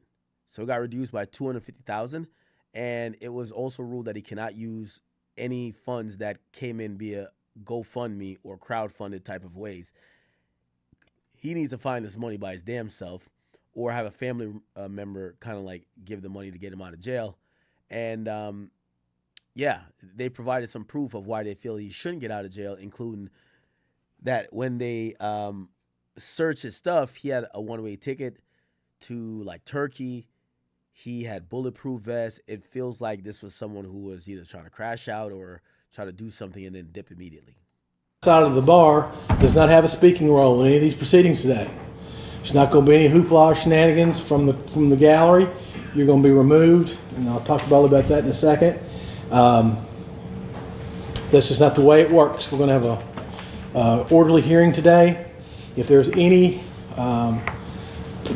speaking out or any kind of problem out in the gallery, that's going to be considered open contempt, and you're going to be subject to up to 10 days in jail or a $50 fine or both. All right, for the record, Mr. Ethley's now in the courtroom beside Mr. Finley. General, how do you want to proceed with this morning? All right, we're ready. Throughout the hearing, 2 people were escorted out for disruptions, and 1 man was taken into custody for contempt. Please, thank you. And the 2 Chief Justice. All right, take him into custody. Take him into custody. I told you, sir, you did not have a speaking role today. You decided that you wanted one for whatever reason. I don't know why, but take him into custody. I think it's reasonable to have a gag order on the defendant should he make bond. And I guess even while he's in the jail and has his, iPad or whatever, but he cannot live stream, post, or anything that indirectly or directly encompasses these offenses. Your Honor, but the First Amendment is very important to a free country. Without us being able to talk about ideas freely, we can't really be a free society. Now,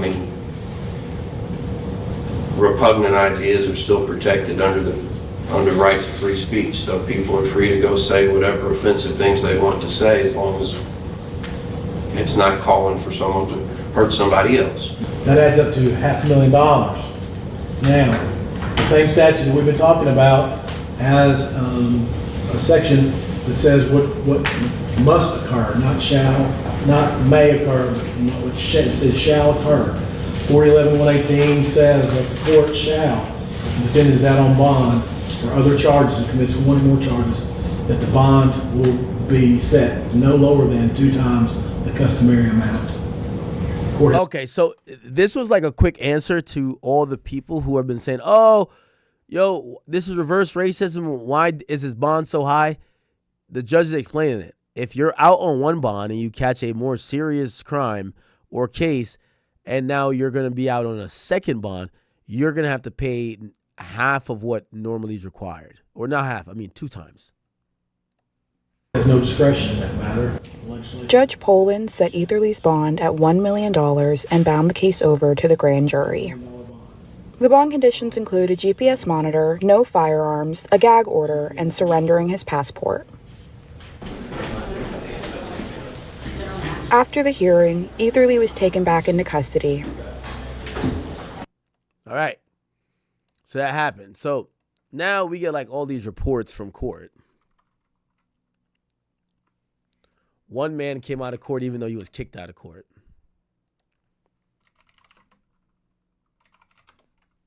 And he had supposedly info about what they saw in court. Listen to this guy. I removed from Chud the Builder's court hearing, but I am here to say that it's probably a self-defense issue. The other guy, Joshua Fox, definitely attacked Chud the Builder, and it's going to be a clear-cut case of self-defense. So any holding of him on bail is... These guys still won't understand that, you can't shoot somebody if they punch you. Nobody's even arguing that the guy punched him first. Total bullshit, and he needs to be released. Chud did nothing wrong. He was right to defend himself. Josh Black was having a PTSD episode. He approached Chud first. Okay.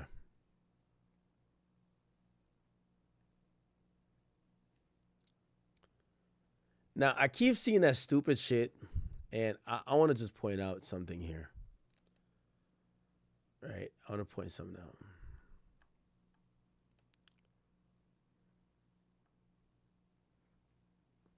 Give me 1 second.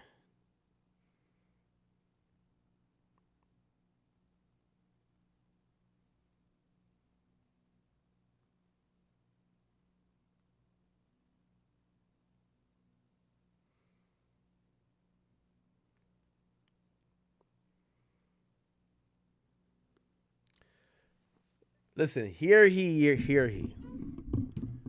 No matter how many of you Chud the Builder supporters want to sit here and say he did nothing wrong, people need to control their actions, and it's the other guy's fault, and why are people chimping out? I want to remind you, listen, before y'all move the goalposts 59 steps, you cannot just kill someone because you got punched. A fight does not mean you could execute someone. And any type of trying to create the scenario that a fight would allow you to execute someone is wishful thinking. The facts of the case, whether the guy approached Chud after Chud had the conversation or Chud walked back up to him after he initially left, it does not give you a right to murder someone. Anyone who's saying it does is trying to trick somebody else off the streets. Do not take that advice. I have a video thanks to one of my supporters. It's a chat nigga who sent it to me. This will tell you, and this is why, like, with all due respect, I don't even know if it's even worth arguing with the people who like Chud and they're like, oh no, this is a clear-cut case. Look at this case. And this is a black guy. Listen to what he says. I ended up running into one of my enemies, and this is when my life changed. He had ended up assaulting me and putting his hands on me, and then I had on me. I hope you guys are hearing this. This guy is telling a story of how he got juvenile life. When he was 14, he ran into an enemy. The enemy assaulted him. He then pulls out a firearm because he had one. And now looking back, I was wrong for having a on me. But when this tragic event happened, I had a on me, and he had put his hands on me, and I had fell to the ground, and I had got back up. So let's think about the sequence of events. He gets punched, he falls to the ground, he gets back up. I immediately just somehow my reaction was to pull out to get the. So I get the. So he pulls out the gun and starts shooting the guy. And then he running across the street. And then run towards him, but like to get away, I got to go down the street. So I go down the street, I end up getting away, and then like a week and a half later, I end up getting arrested. So when I get arrested, I end up getting arrested for first degree at the age of 14 and tried directly as an adult because of the Penal Code 707, the Welfare and Institution Code. So my first court date, before I went to court, my attorney came to see me. Her name was Joanne Harris. She's like, "Oh yeah, you're gonna be facing 25 years of life." Did he? Yes, he ended up. So for everybody who thinks that a punch means you could kill someone, we're seeing consistent stories that normally, if you respond to a punch with a shot, you're going to jail. He ended up suffering from a wound and ended up on the scene. And, I regret it to this day, but, it's just part of my story. So I ended up going to my first attorney visit. She like, "You facing 25 years of life." So I'm like, all right. So when I get to court, I go to court. Now we doing arraignment. She like, they called me out early because they got to transport me in shackles to the adult court from the juvenile detention facility, Kiefer. So they transport me, and my attorney called me out for a visit. So she like, I misinformed you. I'm like, what? She like, "You facing 50 years with 2 life sentences." So I'm like, huh?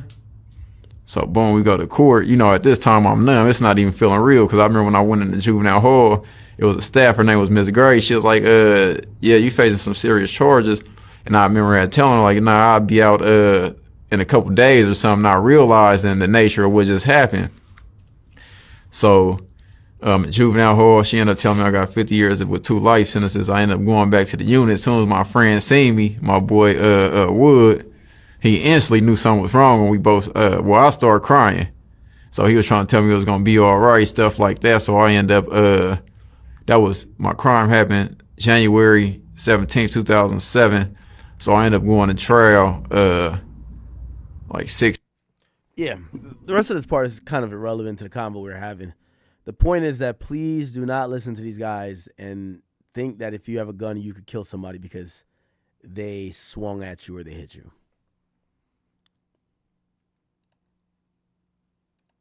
Anyway. So the guy saying Clear Cut's case is not true.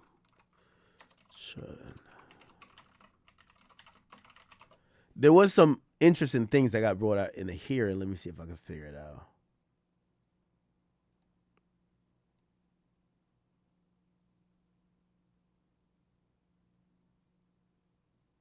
Where is it at?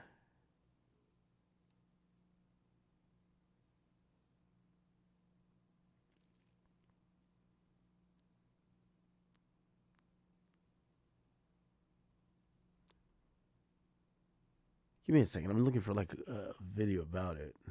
Can't find shit.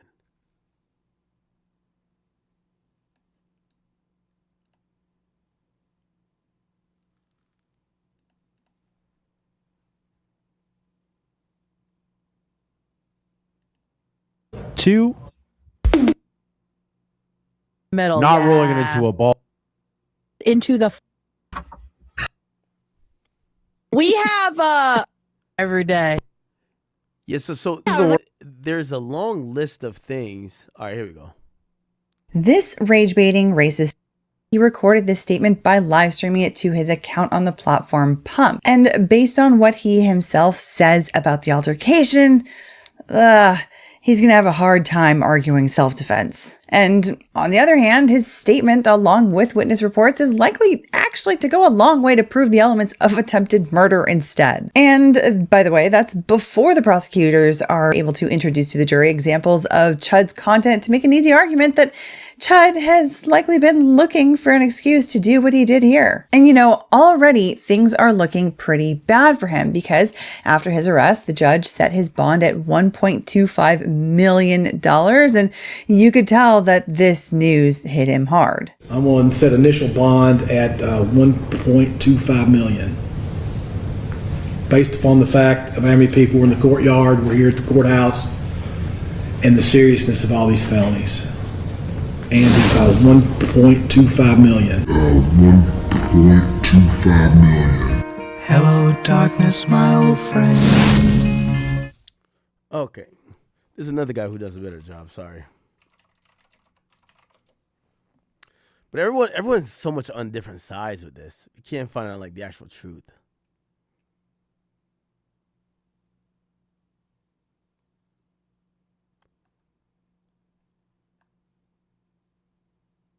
Levi Etherly was racist streamer Chud the Builder, real name Dalton Levi Etherly, was charged with attempted murder last week after he shot a man outside a Tennessee courthouse after he left a hearing on a civil case.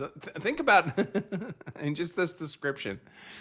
From that sentence alone, you would think that Dalton Easterly stepped out of a civil case in a Tennessee courthouse and shot a man just to see him cry. Shot a man just to see him cry. He claims it was self-defense, legal by its rights. But there are glaring issues with that argument. There are glaring issues with the self-defense argument.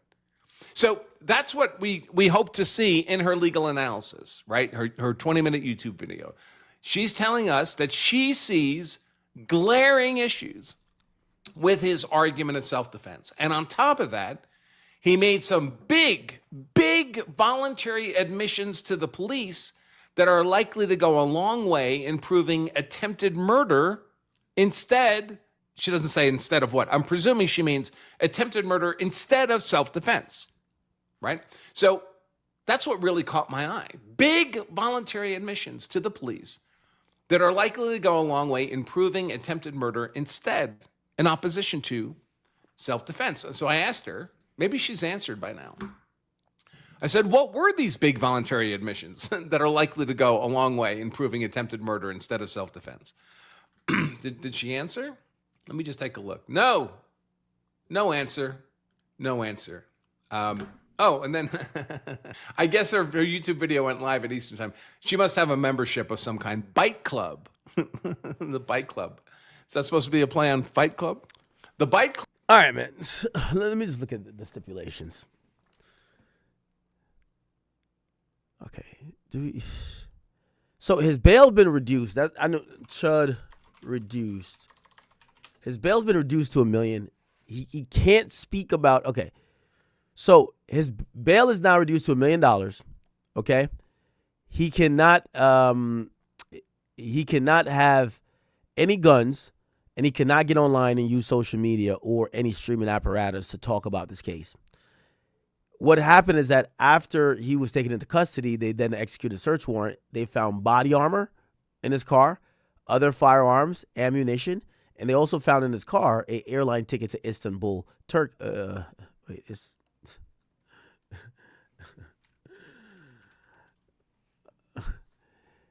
Istanbul, in his possession. I thought it was somewhere else too, but Istanbul, in his possession, and I think it's a one-way ticket following the shooting.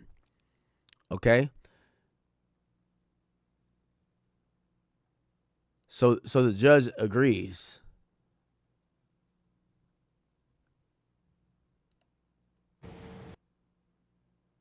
In my life with lethal force. Do not approach me with intent to threaten. Okay, so this is part of like the testimony, right? Anybody on that side of the bar, you're going to be removed, and I'll talk all about that in a second. Can you read what these posts say? The initial part says, I will defend my life with lethal force. Do not approach me with intent to threaten bodily harm. I think it's reasonable to have a gag order on the defendant should he make bond, and I guess even while he's in the jail and has his, I don't know, iPad or whatever, but he cannot live stream, post, or anything that indirectly or directly encompasses these offenses.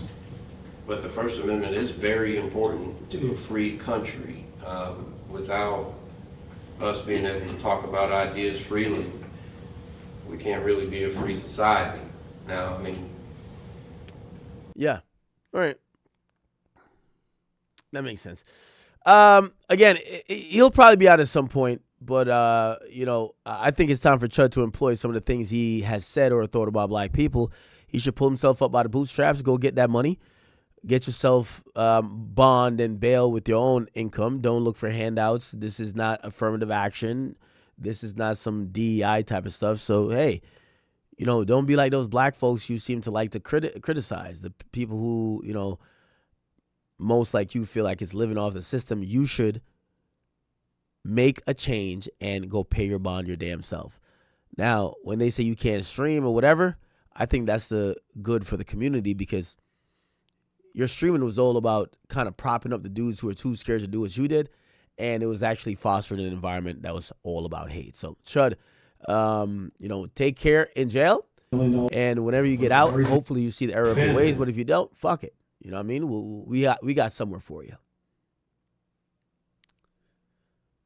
Okay.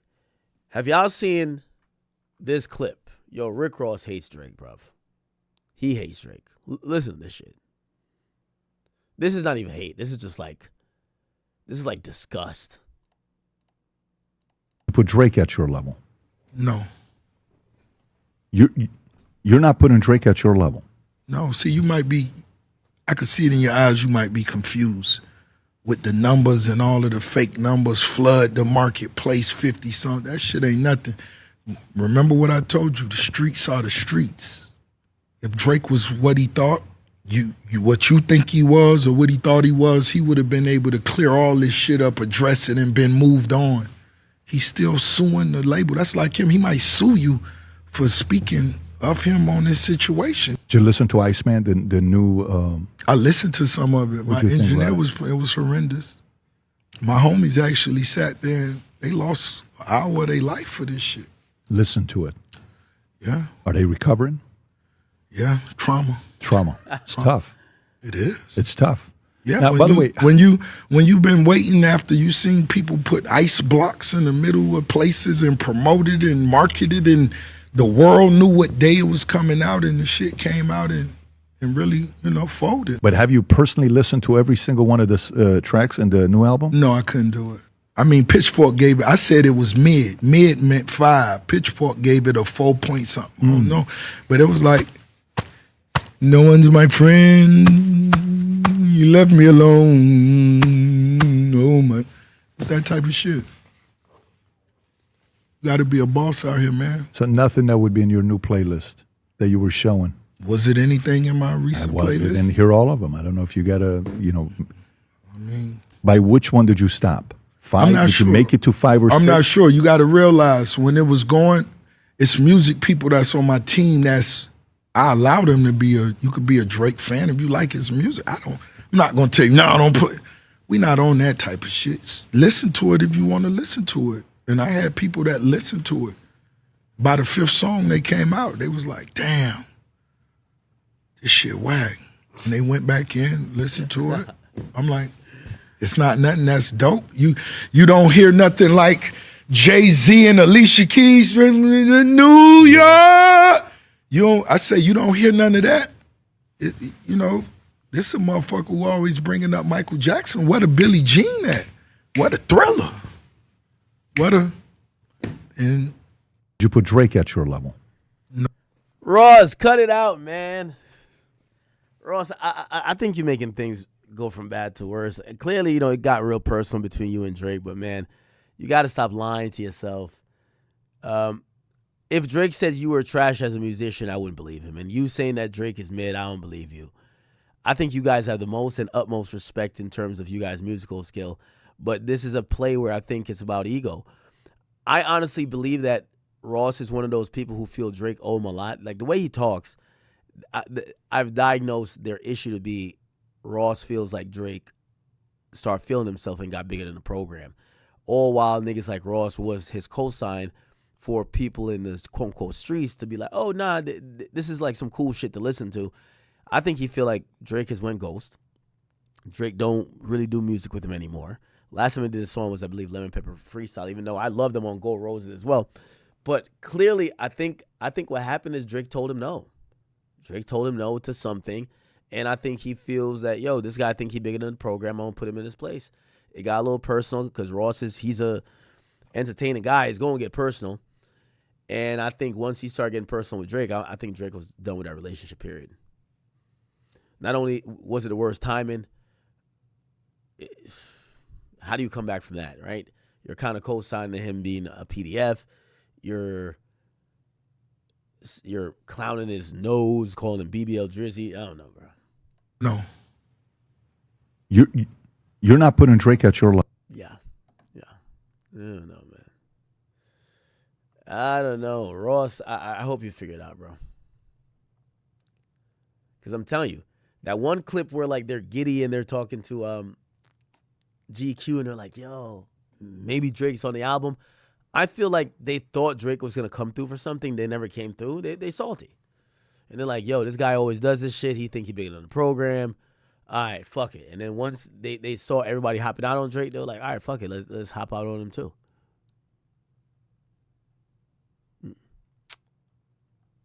Anyway. Chat, listen, I was only giving you guys a few hours. I'm gonna come back a little bit later with my normal stream, but I know last night you guys wanted me to hop on for a bit, so apologies, but I'm gonna get my day started. I didn't want to get on and just do gambling today. I thought that would be the highway robbery for y'all. So I got on, did a couple early topics. I'll get to the rest of the topics a little bit later, but at least we kind of got half of the stream done. I know it's been early in the morning. Go eat lunch. Go do something. It is daytime. It's a Saturday. If you have good weather, go enjoy the weather. I will be here, and I know you guys are saying W, thank you, but I'm gonna say thank you guys for emboldening me and empowering me to be able to stream at any time. So you know whether it's an early morning wake up, I know later tonight I could come back and just like bang out whatever. So I just want to say I appreciate you guys and thank you guys for supporting me. And also again, what I said at the beginning of the stream is true.